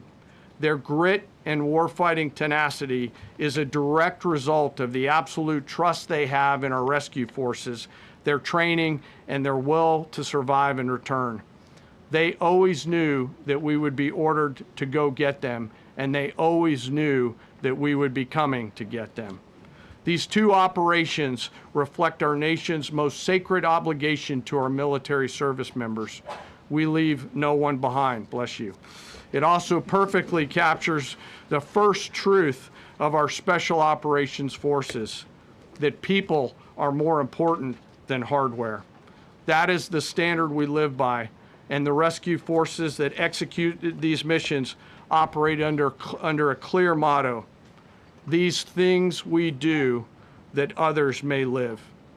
Their actions were a direct embodiment of that commitment to others, and I could not be more proud of each and every one of them today. As the Secretary said to our enemies, this operation serves as a clear reminder of the capability and will of America's joint force. The United States of America will recover our warfighters anywhere in the world, under any conditions, when we want to. We will always bring overwhelming skill and firepower. To every member of the joint force, our interagency partners, the leadership at CENTCOM, and our leaders at the department and above, thank you. I'm proud of each and every one of you and thankful to our deployed forces and their families. And lastly, and most importantly, to Dude 4-4, welcome home. Job well done. Thank you. There you have it. Wow. Pretty amazing. Yeah. Pretty amazing. And these two gentlemen have been, from day one, they've been perfecto. You know, I got to know General Kane in my first term because he was able to take out ISIS in 4 weeks instead of the 4-year projection that was given to me by other much lesser generals. And I said, you know, if I ever do this again, that's going to be the head of my Joint Chiefs of Staff. And we worked it that way, didn't we? It's amazing. He took out ISIS. We defeated ISIS in 4 weeks. I was told it would take 4 years. I flew to Iraq to find out with the greatest equipment in the world, why would it take 4 years? And he told me, sir, it won't. It'll take 4 weeks and you'll have time left over. And that's exactly what happened. So he's great. And Pete, all I can say is that he was treated very unfairly. And now those same people that treated him unfairly, that fought against him, they called me up saying, what a great choice he was. They said, well, what happened during his nomination? What happened to you? I'm telling you, people that were not for him, senators, friends of mine, sir, I don't think you're doing the right thing. Now they're calling me up. What a choice. These two guys are fantastic. And John Ratcliffe was incredible. It was actually their genius that called us from, he was 40 miles away. And he said, you know, we're seeing something moving up in the mountain. It's at night. And they kept the camera on him for 45 minutes. He wasn't moving. And they said, you know, probably wrong, but we're seeing something moving. This is a vast mountain, vast, thick, with bushes, trees. He said, we see something moving 40 miles away. Wow. The head of a human being, I'm telling you, it's moving. And then all of a sudden, 45 minutes later, he moved a lot. Stood up, and they said, we have him.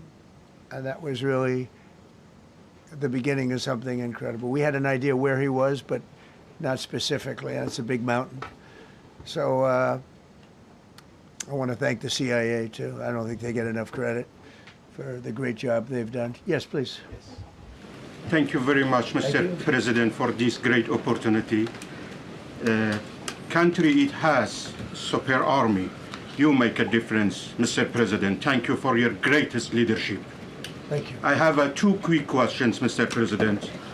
What was your reaction when you learned that Kurdistan region had resumed exporting oil to the international market with your support as United States of America? Well, I expected that. We've gotten along with the Kurds for a long time, so I expected that. Another question, what would be your reaction if the Iranian people rise up against their regime during a ceasefire, Mr. President? Well, they should do it, but again, the consequences are great. I mean, they were told, if you protest, you will be shot immediately. You saw what happened to the young wrestler. He was a great champion, by the way. He was a great wrestler, one of the top in the world. And he and his 2 friends were hung. And all they did was say a little bit about liberty. They wanted liberty, and they were violently executed. But the number is up to probably 45,000 people were killed. So, you know, when somebody stays in a house, when they know if they walk out of the house to protest, they'll be immediately shot and killed. And they issued that, you know, that was publicly issued. It's not a secret. That's why so many people say, oh, well, why are you doing this way? We can't let Iran have a nuclear weapon. You know, we got regime change, we do. We're dealing with a much different regime than before. We're dealing with different people. They're smarter. I think they're sharper and far less radical. We have regime change, but we didn't do this for regime change. We did it for the fact, and my view was very simple. I saw somebody said, oh, he doesn't have a plan. I have the best plan of all, but I'm not going to tell you what my plan is. You know, they want me to say, here's my plan. We're going to attack at 9:47 in the morning, and then we're going to do this, and then we're going to... And if you don't do that, they say, I have a plan. These people know what the plan is. Everybody here knows what the plan is. But it's very unfair to say, because I don't mind being insulted. I've been insulted for many years by the fake news, but you can't... Yep. It's so bad for people that are so you just saw 2 great, and John Ratcliffe, 3 unbelievable people. They have a plan. Every single thing has been thought out by all of us. But I can't reveal the plan to the media. So, but we're just thrilled by the success of this operation. Yes, please. Thank you, Mr. President. You've said Iranians would be mad if you stopped these attacks, but why would they want you to blow up their infrastructure, to cut off their power? Wouldn't that be punishing Iranians for the actions of the regime? They would be willing to, and it's suffering, they would be willing to suffer that in order to have freedom. The Iranians have, and we've had numerous intercepts. Please keep bombing. Bombs that are dropping near their homes. Please keep bombing. Do it. And these are people that are living where the bombs are exploding. And when we leave and we're not hitting those areas, they're saying, please come back, come back, come back. These are the people. I don't know what they do. I bet. All I can tell you is they want freedom. They have lived in a world that you know nothing about. It's a violent, horrible world where if you protest, you are shot. Remember the great woman protests where they had 400,000, 500,000 women, and they were all enthused and they were going to protest, and everybody said, oh, the regime's going to come to an end. And then all of a sudden, boom, boom, 5, 6 different areas. A woman would go down right between the eyes. They had snipers. They had 5 snipers. That's all it took. And those 400,000 or 500,000 women said, oh my God, what's that? Oh, look over there, what's that? A woman shot right between the eyes. And after 5 or 6 of them go down, then you start hearing the purr through the vast number of people. And then they said, oh my God, who would do that? And they're incredible people, but they've lived so horribly. They've lived so horribly. You know, Iran was a great country if you go back 25 years ago or so. The Persian people, they're incredible, smart, brilliant, actually. And I know so many. I know coming from New York, originally, I know so many people from Iran. They're incredible people, incredible energy, and very, very brilliant people. But when you're standing in a group and protesting and you have a woman, in the case of a woman, remember the Great Woman March, everybody was saying, oh, this is the end of the country. And then snipers selectively picked.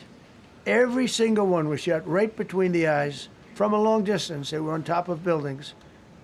Nobody even knew where they were, where they're coming from. This wasn't like a machine gun, which is also very bad. They've done that too. They did that recently. This was snipers sitting on the top of buildings, aiming and hitting women. And when they see people go down, and all of a sudden there's a riot in the reverse direction, and they never came out again. And a lot of the news doesn't talk about that. They talk about, oh, women's rights. You want to see women's rights? You're not going to see it there. It's amazing when I see some of the stupid people like, AOC plus 3, all that group. They talk about, oh, freedom for Iran. They don't tell you the real facts. Women, men, gays. How about gays for Iran? They kill the gays. They throw them off buildings. So I wonder what's going on. I can only say this. They want us to keep bombing, even if it jeopardizes, because their life is in much greater danger. They want freedom for Iran, but it's very hard for them to protest. I actually tell them, I said, don't go out. I fully understand. Nobody in this room would go out. I don't think there's any, because frankly, it's not a question of bravery. We're all brave, right? You're brave, I'm brave, we're all brave.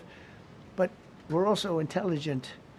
If you have people shooting at you, expert shots with the best rifles you can get, and hitting you right between the eyes every single time, and you're looking here and you're seeing and you're looking here, you're out of there. I don't care who it is. Please. Mark Meredith, Fox News. I know that. Oh, thank you. How would I know that? Go ahead. America's watching. No. Good job. Can we go back to the weekend? First off, was everyone on board with the operation, or were there people that were trying to talk you out of going through with the operation this weekend? Not everybody was on board. Somebody else within No, there was military people, very professional, that preferred not doing it. These two were totally on board. Ooh. Which was very important. If they weren't, I would have had a little difficulty. But no, there were military people that said, you just don't do this. You don't go into the heart of a very powerful military. This is, hey, you have countries and countries. You have some countries where military is not their strong suit. This whole thing is militarized like nobody's ever seen before. Half the people are wearing uniforms. And we had people within the military. Usually it's not done. That's one of the reasons. I was surprised. Somebody said it's the only time it's ever been done. I said, that's not possible. But it is possible because you're going into hundreds of thousands of soldiers along the path. I mean, look at some of the helicopters, how they got hit. So, yeah, there were people within the military that said it's a wise. And don't forget, how many men did you send altogether, approximately, for the operation? I'd love to keep that a secret. Okay, well, but I will tell you the number. I'll keep it a secret, but it was hundreds. And hundreds of these people, it's pretty good. Is he central casting?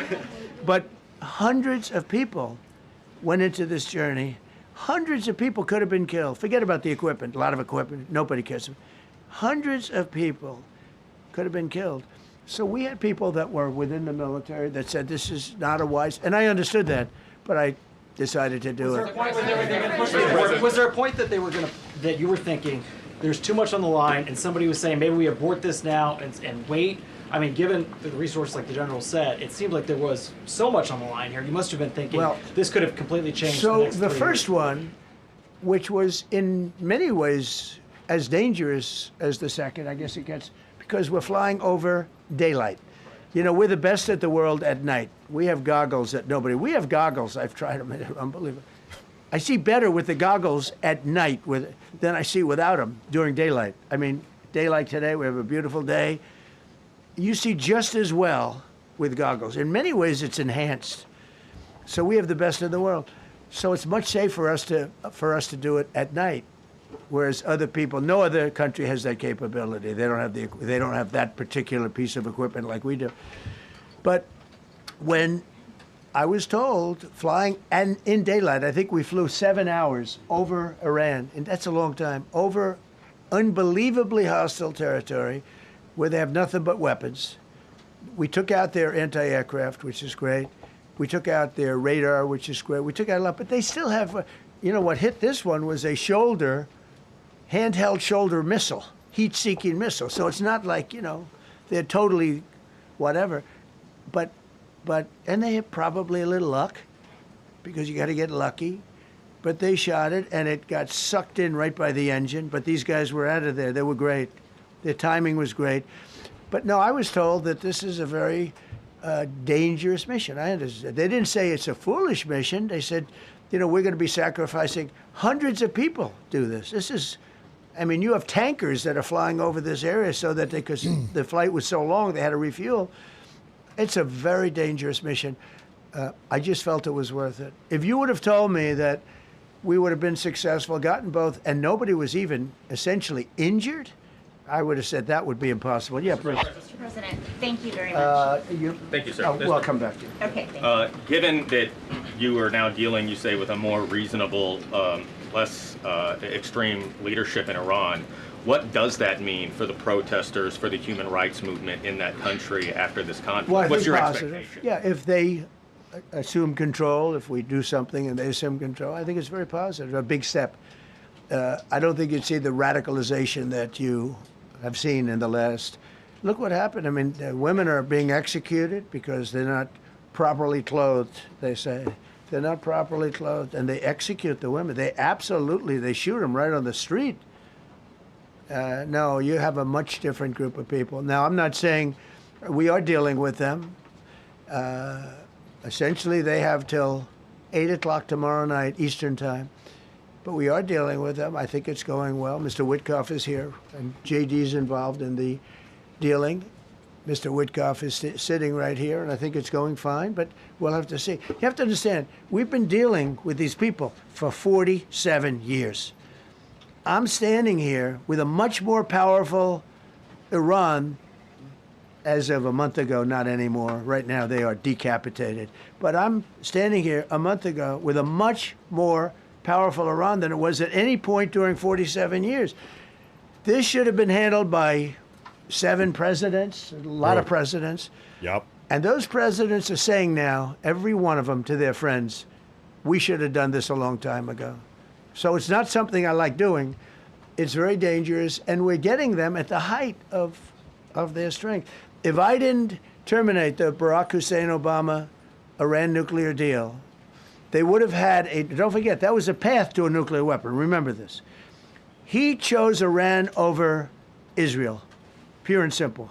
How Israel can vote for a Democrat is if you're Jewish in New York City or any place else in this country, and how you can vote for a Democrat is unbelievable, because he chose Iran, a very hostile Iran. Remember when he filled up a 757 with cash, billions of dollars of cash, and he sent it over to them. Then they gave them tens of billions of dollars. He chose Iran over Israel and really the Arab world, if you look, because, you know, That's the true. other, That's Saudi true. Arabia, Qatar, UAE. I mean, you take a look. I mean, I can add Kuwait and I can add Bahrain, and you can add others. He chose such an unlikely candidate. Nobody could believe it. Frankly, if you're going to choose between Iraq and Iran, he should have befriended Iraq. He went in the exact opposite direction of all thinking, and he made a terrible mistake. But that was a road to a nuclear weapon. And when I terminated that, everyone said, oh, he terminated it. It was one of the best things we ever did, because he had a road to a nuclear weapon. And it was a very short-term deal. You know, countries don't do 10-year deals. Countries do hundreds of years. You don't do a 10-year deal. For a country, you need, this isn't, you're a landlord and you're renting a store on a certain street and you give somebody a 5-year or a 10-year lease. This is a country. It was a short-term deal. It was ready to expire. I terminated it before it expired. Took a lot of heat, and it was one of the best things I ever did, because he would have had a nuclear weapon. Then he would have had another nuclear weapon, had those beautiful B-2 bombers not gone in 8 months ago and obliterated that site. And by the way, the word is obliteration. CNN said, well, maybe it wasn't complete. It was so complete that they still haven't been able to get it. It was obliteration. But if we didn't hit them, that was a courageous decision, too, because we had all those planes flying in at night with very little cover, unbelievable stealth planes, and they were able to do their job. If we didn't do that, Iran would have had a nuclear weapon at a high level, either one of those two instances. And if they did, in my opinion, I told this to Bibi Netanyahu yesterday, Israel would have been extinguished. Large portions of the Middle East would have been extinguished, whether it's Saudi Arabia, Qatar, UAE, or others. And you saw that with thousands of missiles raining down upon them. They didn't think they were going to be hit. They thought they'd be watching us fight.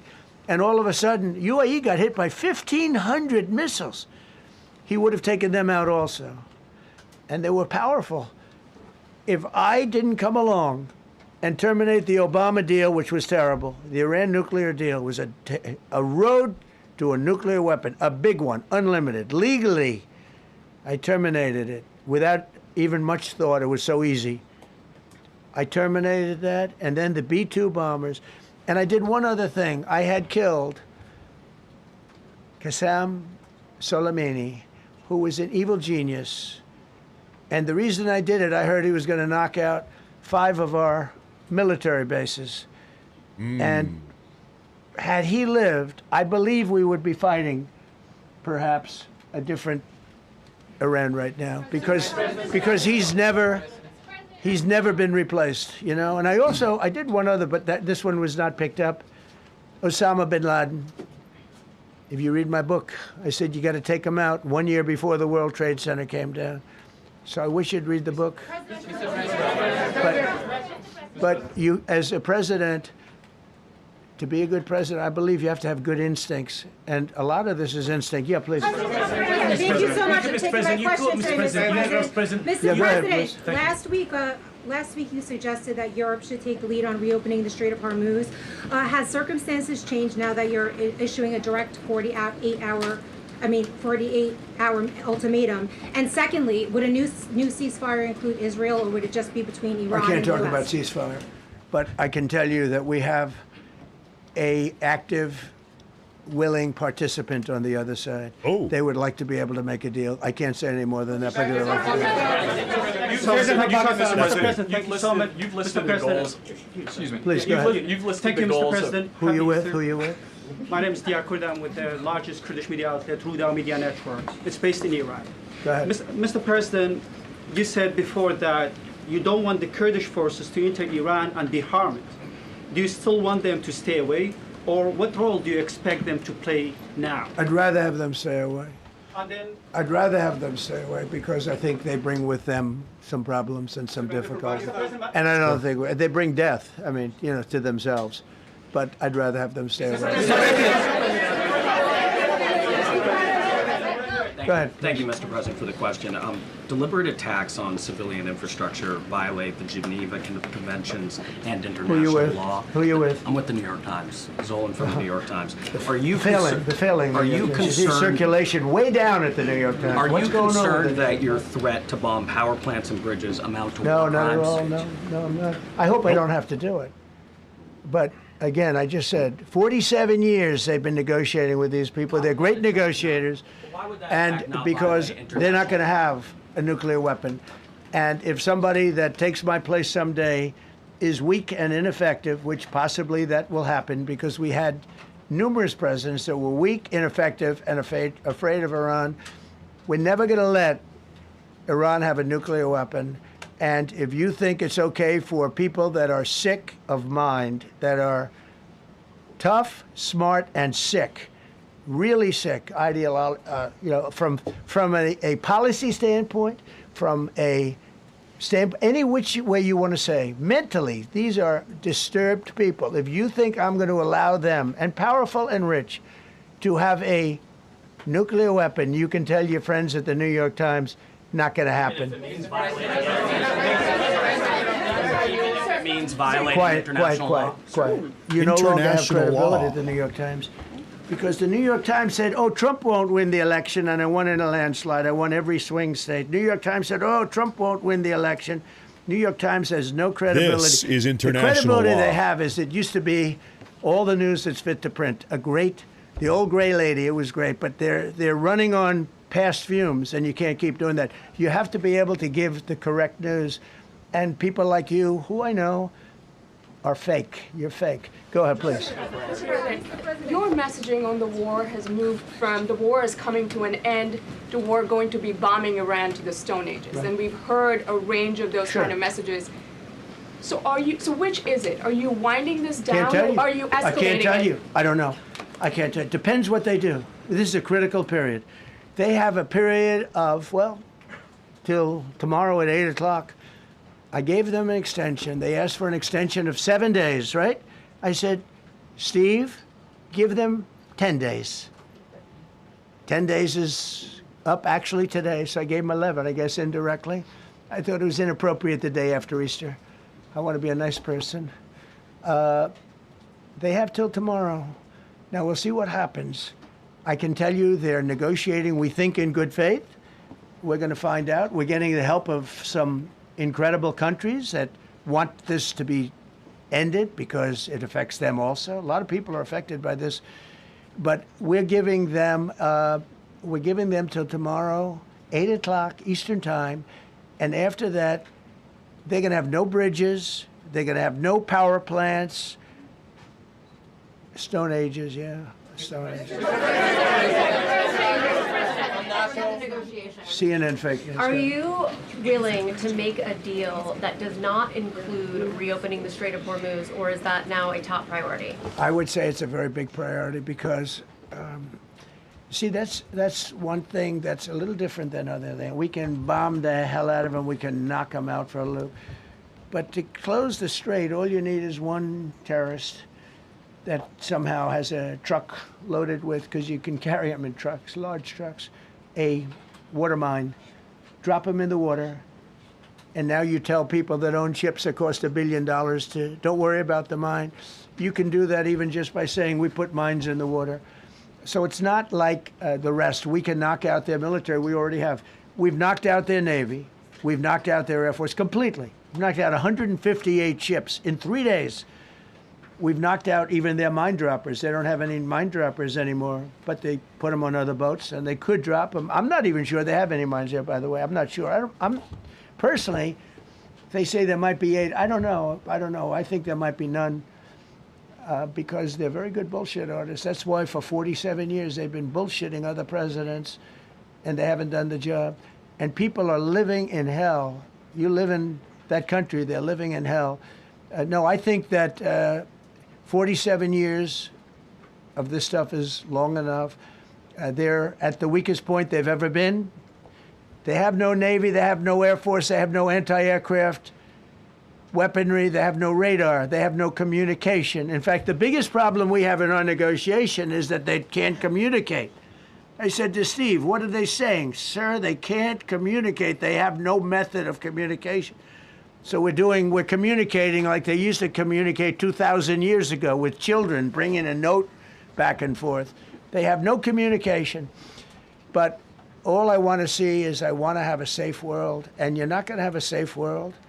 Israel will be gone, the Middle East will be gone, and then they're coming for Europe. And I have to tell you, I'm very disappointed in NATO, very. I think that NATO, I think it's a mark on NATO that will never disappear in my mind. You know, they're coming to see me on Wednesday, they're going to say, oh, we'll do this, we'll do that. Now they all of a sudden want to send things, you know. But they said it loud and clear at the beginning. When I spoke to UK of all, I would have said they would have been the first because they're the oldest. And I say, yeah, I'd love to have a little help. He said, no, sir, we'd rather wait till you win. I said, I don't need help after we win. They have 2 old broken aircraft carriers, barely work. I said, I guess we can use them. Who the hell knows? I called the general. He didn't even want them. He said, we don't really need them. We got the SS Abraham Lincoln, sir. We don't need them. You know, we have, in terms of technology, we had one day 101 missiles going at 2,700 miles an hour, aimed at the Abraham Lincoln. 101 missiles. Out of 101 missiles, 101 missiles were shot down. Unbelievable technology. 10 years ago, 5 years ago, I don't know if that would have been possible, but 10 years ago, that wouldn't have been possible. 101 missiles heading to a ship that's not that far off the coast. And out of the 101 missiles, we shot down all 101. We have weaponry. The Patriots are unbelievable. We have weaponry that's unbelievable, yeah. Go ahead, please. Yes. Thank you, Mr. President. You said earlier today during the egg roll that you would like to take Iran's oil, but Americans want U.S. forces home. Correct. What's that trade-off? If I had my choice, yeah, because I'm a businessman first. With Venezuela, as you know, the war was over in about 45 minutes. And we have great people running Venezuela, very good people. I mean, the relationship is good. And we are a partner with Venezuela. And we've taken hundreds of millions of barrels, hundreds of millions.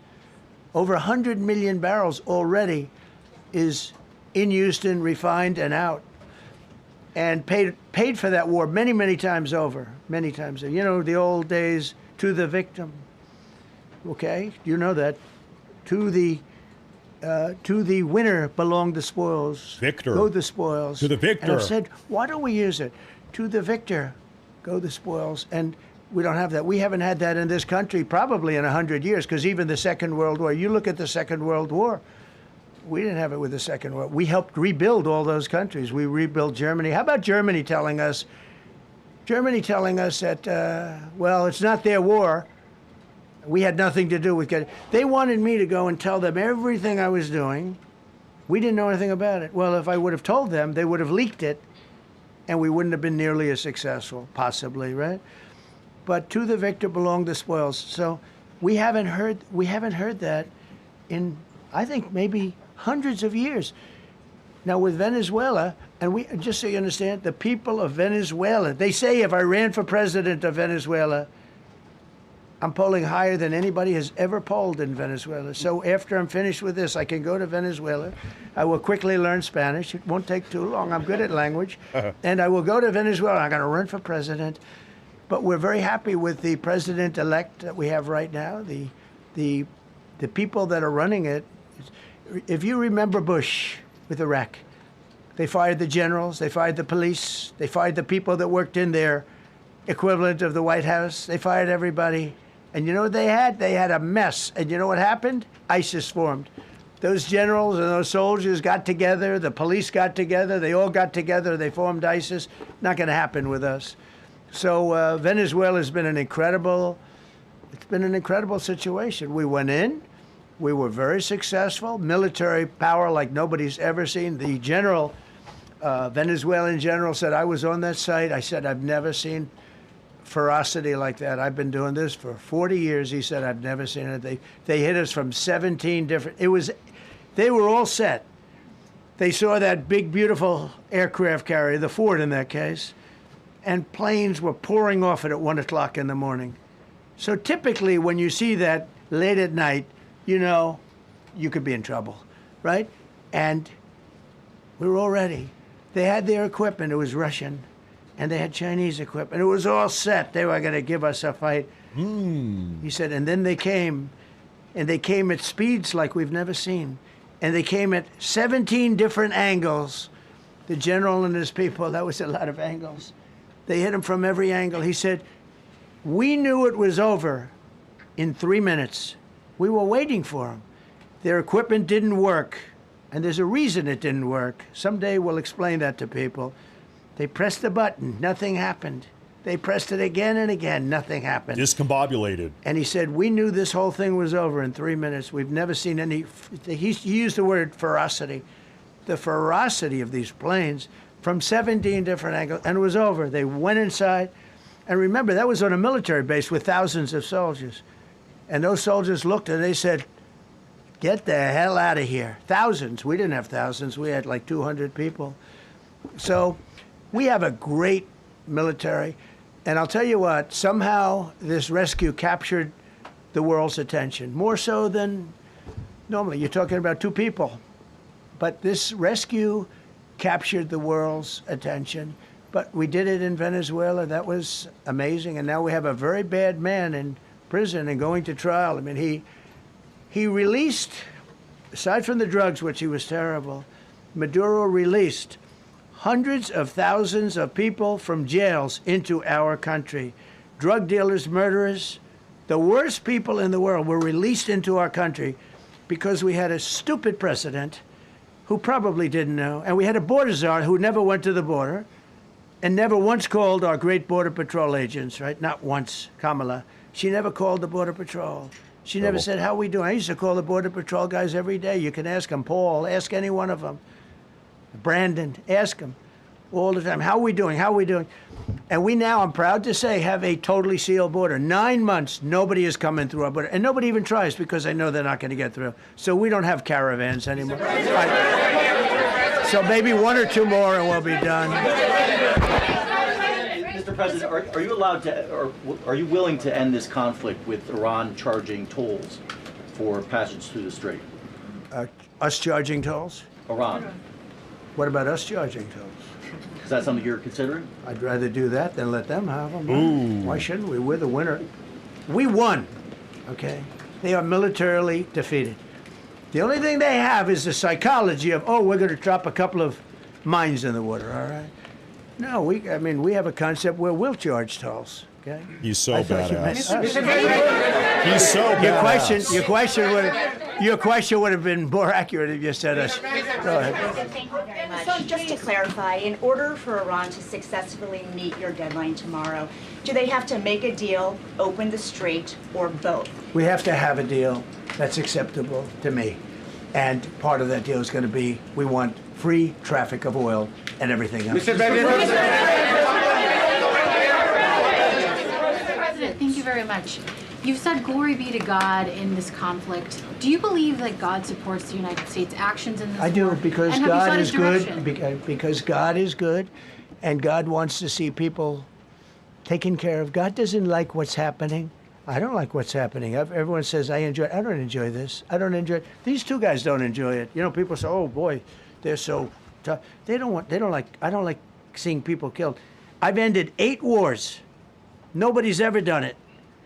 The person who won the Nobel Prize came to me and said, you deserve the Nobel Prize. She announced that. When they announced, they said, goes to Maria. She's a great person, really a good person. She said, no. This is ridiculous. They gave me the Nobel Prize. President Trump ended 8 wars. I could go over every one of them, including India and Pakistan, where the Prime Minister of Pakistan said President Trump saved from 30 to 50 million lives. That makes me much happier than what we're doing right now. That makes me much happier. We have one more to end, by the way. President, you called yesterday in your Truth Social, you called the Iranians crazy bastards. What is your response to critics who say that I don't care about critics. What is your response to critics who say that it is your mental health that should perhaps be examined as this war continues? I haven't heard that. But if that's the case, you're going to have more people like me, because our country was being ripped off on trade, on everything, for many years until I came along. So if that's the case, you're going to have more people. Dasha, go ahead. Dasha, go. You said that very little is off limits in Iran as far as targeting, Yeah. including power plants, bridges, you've mentioned those. Very little is off limits. Are there certain kinds of civilian targets, though? I'm thinking schools I don't want to or tell you hospitals that. you I don't want say to tell is you off- that. We have a plan, because of the power of our military, where every bridge in Iran will be decimated by 12 o'clock tomorrow night, where every power plant in Iran will be out of business, burning, exploding, and never to be used again. I mean, complete demolition by 12 o'clock. And it'll happen over a period of 4 hours if we wanted to. We don't want that to happen. We may even get involved with helping them rebuild their nation. And you know what? If that's the case, the last thing we want to do is start with power plants, which are among the most expensive thing, and bridges. You saw the bridge. The bridge went. We were very close to a deal. And then I got a call from Mr. Witkoff, Mr. Kushner, and JD saying, I think they're breaking the deal.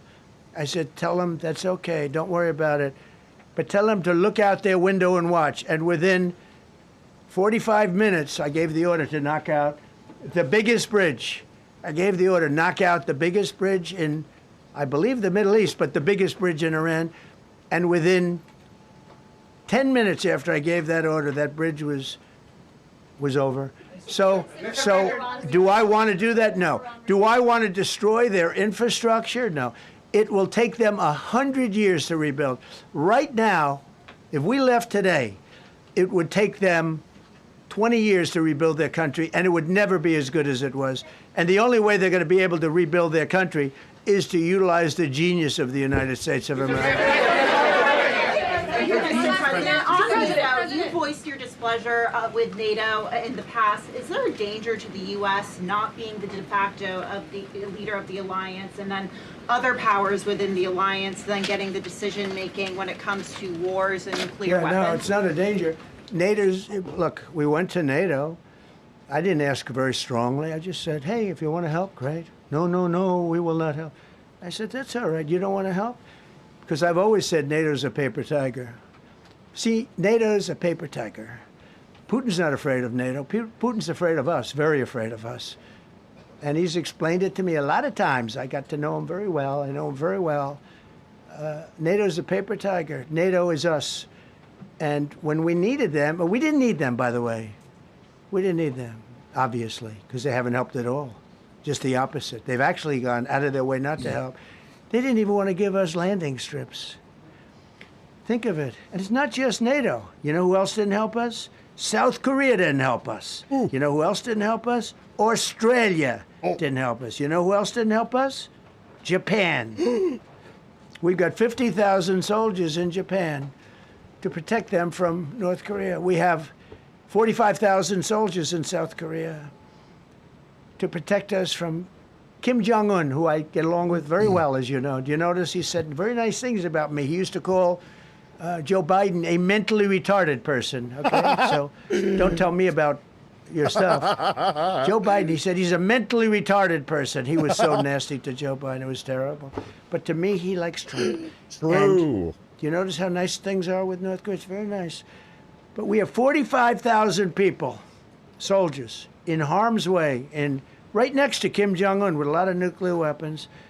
45, which should have never happened if a certain president, I'm not going to mention this president because I happen to like him, believe it or not, But if a certain president did his job, Kim Jong-un would not have nuclear weapons right now. But they were all afraid to do their job properly.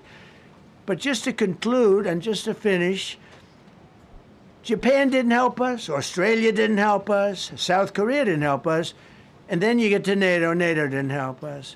There were some countries that did. Now, countries that have been good, now you could also say they're got to be a little bit more involved because they're in the territory, but Saudi Arabia has been excellent, Qatar has been excellent, UAE has been excellent, Bahrain, Kuwait. I mean, Kuwait did shoot down 3 of our planes. The only planes, really, that we lost with friendly fire, they call it. I call it unfriendly fire. They unfortunately didn't know how to use our great Patriots. The pilot said, what kind of a missile's coming at us? Patriot. Boom, they got out. Because they know a Patriot never misses. So they had beautiful Patriots. There were planes heading in their direction. Unfortunately, they decided to shoot those planes. They were our planes. So, NATO is a paper tiger. Now, he's coming to see me on Wednesday, as you know. He's a wonderful guy. Secretary General is great. And Mark Rutte, he's a great person, but he's got... And it all began with, if you want to know the truth, Greenland. We want Greenland. They don't want to give it to us, and I said, bye-bye. Okay, thank you very much, everybody. Thank you. Wow, what a press conference. You got Tiffany Trump over there. You got Eric Trump, Laura Trump. You got the entire, just about the entire Trump family. Kim Jong-un said Joe Biden was a mentally retarded person. Trump does not give a shit. Fake news doesn't. He's like, you could tell he's just taking care of business. Haters, critics, nothing. They're immediately replaying the same footage. I thought he came back out. They're just replaying the same footage. I apologize. Trump does not give a shit. He's taking care of business. No ifs, ands, or buts. Questions asked. Out of the way. You're either with us or against us. You're either helping us or get the F out of the way. Okay.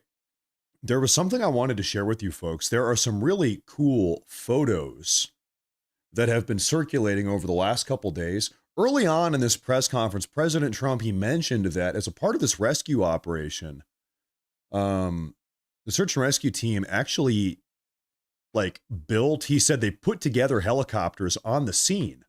What does he mean by that? What do you mean they built helicopters? What is he talking about? Is Trump losing his mind? Okay, take a look at this. So these are training photos from this special operations extraction team. What they do is they actually fly in these little bird helicopters inside. I believe this is the C-130 Hercules. Correct me if I'm wrong. They have the helicopters inside of a plane. They fly, in this case, they flew into Iranian airspace. They unloaded the helicopters from out of the back of the plane. They unfolded the propellers. They unfolded the propellers, put them together, and then they lift off and they can start scouring the landscape. And so you can imagine this is exactly what they did in Iran. Yeah, I saw this photo. I said, man, there never occurred to me. Seems like a pretty smart idea because, the fuel tank on these helicopters is nowhere near as large as these big, massive transport planes. The helicopters can't, maybe on their own, they wouldn't be able to actually get in that deep into Iranian territory. So you fly the helicopters in. Yeah, it's like it's like a piece of IKEA furniture. You take them out of the box, you assemble it, and you put it up. It's good to go. It's like IKEA furniture. Anyway, no, you assemble these things on site, unfold the propellers or the wings, whatever you call them, the rotary blades, I'm not sure. You load them up, and then you're scouring the land side, the hillside, looking for our lost guy. Now, I'm not sure if you can fit 1 or 2 of these things inside the back of one of these planes. Can you fit 2 or 1? I would guess you can only fit 1 of these things. 1 per plane? I don't know, but maybe somebody in the live chat here knows. Most certainly you can fit 1 of them. That's just something else. Folks, I want to say, make sure to hit that like button. Make sure to subscribe. Before anything else happens here, right now we're on Rumble, YouTube, and on Twitch at Matt Morris TV. At this point, ladies and gentlemen, what I would love to do is take a look at some of our super chats. Man, we got more information than I think any of us had expected. We got the entire spiel. Wow. Okay. Let me find my super chats here. Where have my super chats gone? Because I want to see at this point in the show, I want to see what you folks had to say about all this. We heard from Hegseth, General Kane, President Trump himself. We heard from CIA Director. We got the entire squad up there. Everybody's saying you can fit 2 in the back of that thing. I believe it. I'll take your word for it. I'll believe it. All right, folks, I've got the super chats pulled up, and you know what we need to do? We need to put on the hat, the super chat hat. All right, ladies and gentlemen, they're calling it the most elite, dangerous, risky, special ops, search and, I almost said search and destroy, search and recover mission. They pulled it off. Wow. Okay, super chats here to be saluted. First super chat says, this is from Kevin Stankiewicz. He says, should President Trump invite Prime Minister Modi to deploy the large and capable Indian Navy? Yeah, I think we're probably maybe better off without the Indian Navy. Thank you very much. Wojo says, that's just my personal unprofessional opinion. Wojo says, I had a friend like the EU, an ex-friend now, that was always asking for help, but when I needed help, he was nowhere to be seen. Isn't that the best type of friend? I know what you mean. Thank you, Wojo. I appreciate that. Sandra J.G. Thompson, thank you, ma'am. Thank you very much. Says, a report yesterday said Russia gave Iran their most deadly bomb that can reach the U.S. This is why they're not afraid of being stubborn. You mean, so you read a report that that Russia gave the Iranian regime some sort of intercontinental ballistic missile? I don't know. Could be the case. I sure hope not. Could be the case. You know that Trump and CIA Director Brennan and Hegseth and all these guys that we just heard from, you know they've got the intel. Whatever the intel is, they have got it. Between you and me, I don't have it. All we can do is speculate, I guess. I sure hope that's not the case. Hexorcist, good to see you, sir. Happy Monday morning. He says, the first and second regime did change into a fine mist of blood. Yeah, I think that is probably the case. That's true. I mean, for those of you that said, no, the regime has not changed, let me ask you a question. Over here in the U.S., we don't have a regime. We have a presidential administration. Would it be fair to say that our presidential administration has changed if Trump stepped down and J.D. Vance took over? As a hypothetical, would it be fair to say that that is administrative change? Well, yes, I think so, most certainly. So then let's look back over here at Iran. If you have 100 or 150 or 300 members of the Iranian regime leadership structure and all of them have been turned into a fine mist, is it fair to say that that Iranian regime has changed a little bit? I think so. Just like, you know, as a definition or categorical meaning of the word, yes, I think so. But this is an argument over semantics, so who really cares? Kevin Stankiewicz says Trump and Putin should negotiate the end to the war in Ukraine and end sanctions to lower energy prices. Who knows? Who knows what the future will hold, Kevin? I appreciate that. And Anna Zittel, thank you, Mrs. Zittel, says, please urge folks to continue their prayers and financial support for our president through midterms and after to accomplish his full agenda. Thank you, and God bless. It is true. It is true. You know, historically speaking, if you look back throughout how election cycles go, almost every single case, like 95% of the time, if the Republicans have the White House, the Republicans lose the House. And if the Democrats have the White House, then the Democrats will lose the House. That's just kind of how it always goes come midterms. Now, not always. There's a couple times, couple exceptions to that, but it must be acknowledged for the Republicans to maintain control of the House, it would be against all odds. It's an uphill battle. It's not impossible. It's not impossible, but it's going to be difficult. Everybody's got to vote. Thank you very much. I appreciate that. It's true. We need to make sure. It's going to help a lot if Trump has the House and the Senate in the second half of his presidential term here. It's going to help a lot. Thank you very much. I appreciate that. Anna Zittel. Ricky says, thank you, Matt, for all your hard work on X and YouTube. The Morse Force has your back now and forever. Thank you very much, Ricky. I appreciate that. Listen, I don't want to brag, Ricky. I don't want to brag. Really, it's you guys more than me.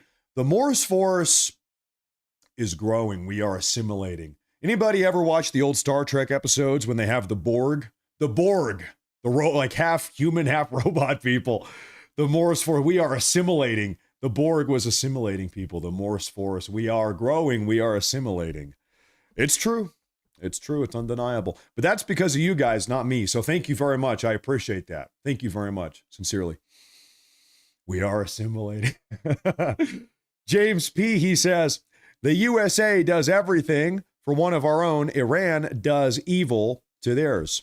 A little bit of a difference in philosophy. You can't help but notice. Thank you very much, James. I appreciate that. William Barnes, he says, ads are a skill issue on your part, not Matt's. Install uBlock Origin already and quit complaining. There's different, listen, YouTube does ads. There's a couple ways to get rid of them if you don't like ads. You can do some ad blocker. You can become a membership or a supporter of the channel. That's the way you can do it also.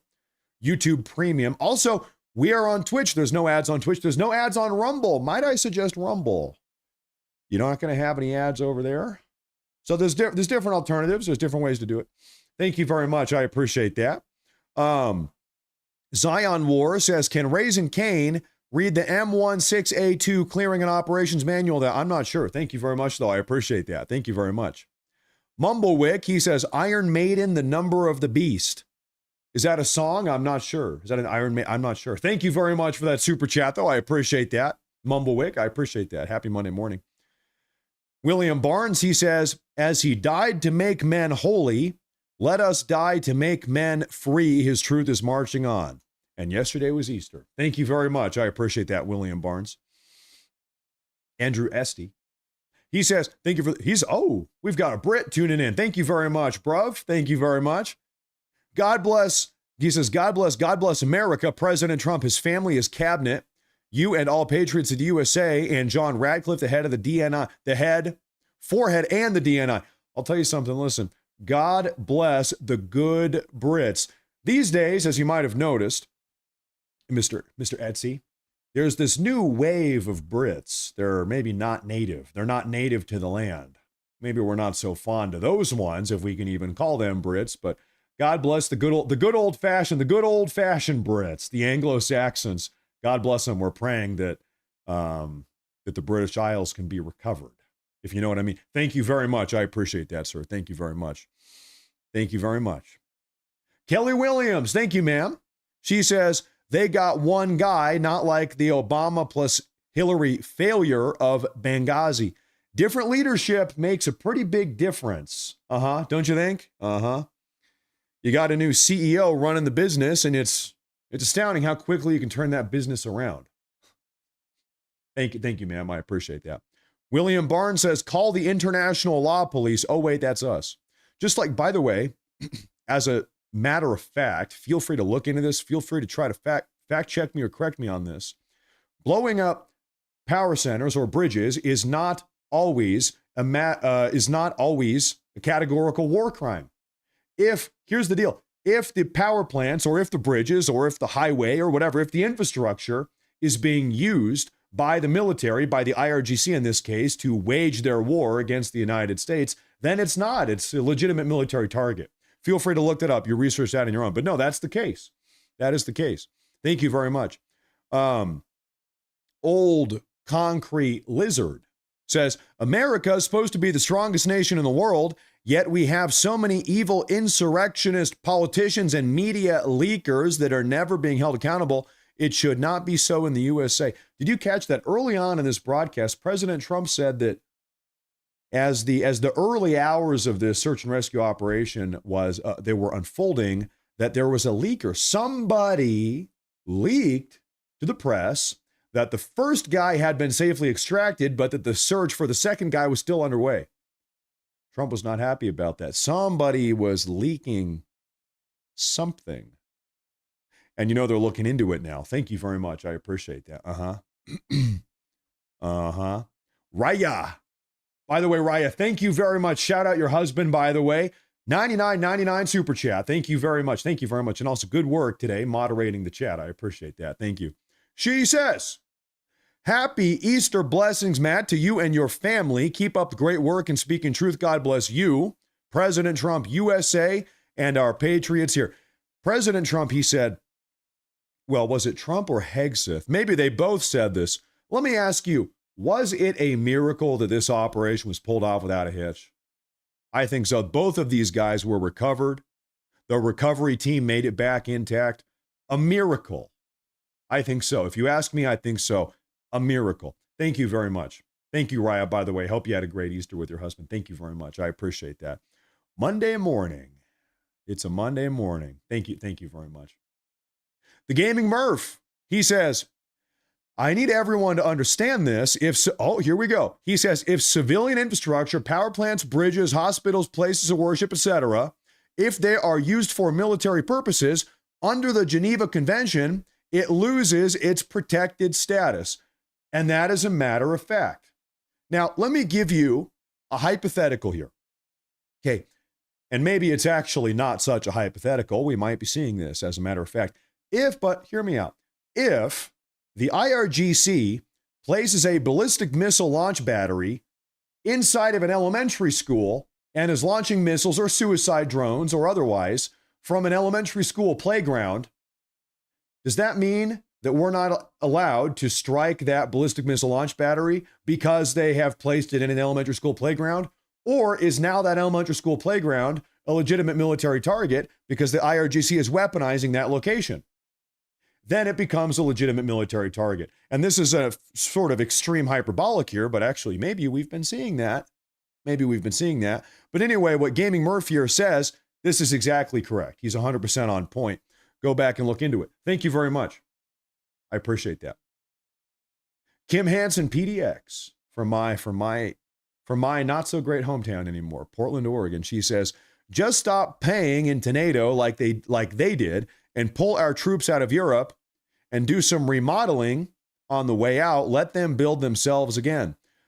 We've been saying this. This is my personal speculation here, is that once this conflict with Iran comes to an end, we are going to see this relationship inside of NATO change. NATO, this entire model is going to change. Whether or not we 100% pull out or the entire alliance is scrapped or whatever, maybe not, but I think things are going to change in some pretty big ways. Time will tell. We'll see. And thank you very much, Mrs. Hanson. I appreciate that a lot. Thank you very much. Zach Lewis, he says, God bless our troops. That's very true. And you know what? It seems like he did. It seems like they were. Thank you very much. Thank God. Thank you very much. Zach Lewis also says, plug the leak. They're gonna be plugging leaks here. Seems like it. Thank you very much. Sterling Wilson III, one of my favorite viewers. Thank you, Mr. Wilson III. He says, President Trump putting everyone on blast. This is the greatest press conference and will go down as such in history. 47 is the greatest of all time. Also, Matt, keep up the great work, Matt. My brother from another mother. And isn't that the case? Thank you very much. I appreciate that. I appreciate that very much. I'm always happy to have you tuning in to the show, sir. Thank you very much. Thank you very much. And it is true. He said Japan. He said our NATO allies. He said South Korea. Who else did he say? You put him on blast. Thank you very much, sir. Thank you very much. Now we've got down here in the Rumble chat, we've got MN Froggy from Minnesota, perhaps. 5 gifted Rumble premiums. Thank you very much. I appreciate that. On Rumble, that's a big one too. That's a big deal. Thank you very much. I appreciate that. And now, of course, I want to make sure I haven't missed anything. I need to scan in the field here. Have I missed anything? We've got a couple more super chats. Tammy Jones Hancock. Thank you. Hey, good morning. Thank you very much. Hope you had a good Easter weekend. She says, President Trump talked to us, not at us. It's just a different vibe. You know, he gets up there, he keeps it real. He's like a real human. You know, I think that's what people like about him. That's one of the things I like about him. Thank you very much. You're right. Yeah, thank you. Thank you. Keep it real. Bill Tracy Sr. Thank you, sir. Happy Monday morning. He says, Trump is like bump in the night. I turned my cousin Debbie from Connecticut into your channel. Well, first off, shout out Debbie, cousin Debbie from Connecticut. Thank you very much. I appreciate that. And also thank you for that super chat, Mr. Tracy Sr. Sir, thank you very much. I appreciate that.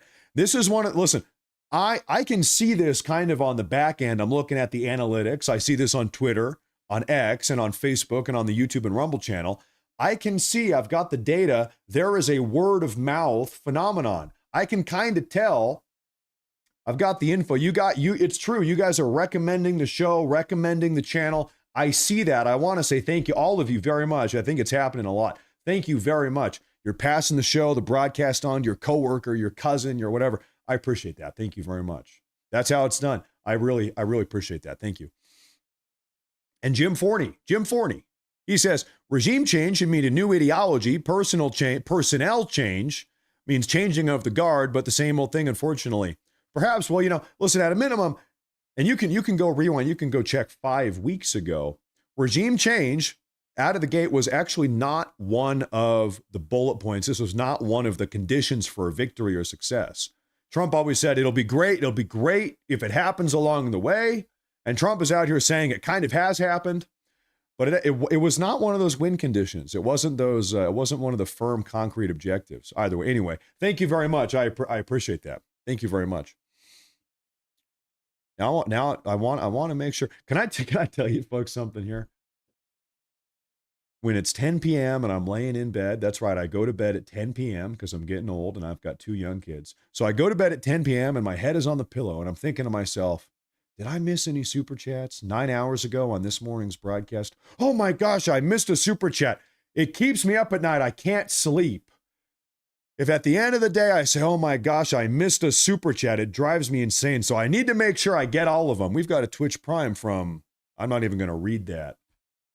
What a disgusting name you have over there on Twitch. Thank you for the Twitch Prime, though. I appreciate that. It drives me insane late at night, 10 p.m., which is very late in the evening for me these days. Thank you. And we have Steve-O. He says, Chuck Norris passed his torch to President Trump. Thank you very much. Maybe so. Thank you very much. Ladies and gentlemen, I think it might be a wrap up for the show. This has been one hell of a broadcast. And we did it early today because President Trump had to relay this information to us. I want to thank you all very much for being here this morning, this afternoon. Good news, great news, stellar news. Before we wrap up, another reminder, if you're new, make sure to like today's show, Rumble, YouTube, Twitch. Make sure to subscribe or follow. It means a lot. It helps, really, it does help a lot, more than you could even understand. And beyond that, I'll have some videos for you this afternoon in a couple hours from now on YouTube and on Rumble. Other than that, I'll see you folks tomorrow for tomorrow's live broadcast coverage. Everybody, thank you very much for tuning in. God bless. Stay safe. Thank you all very much. And until I see you next time, of course, thank you again. Take care, folks. Have a great rest of your day.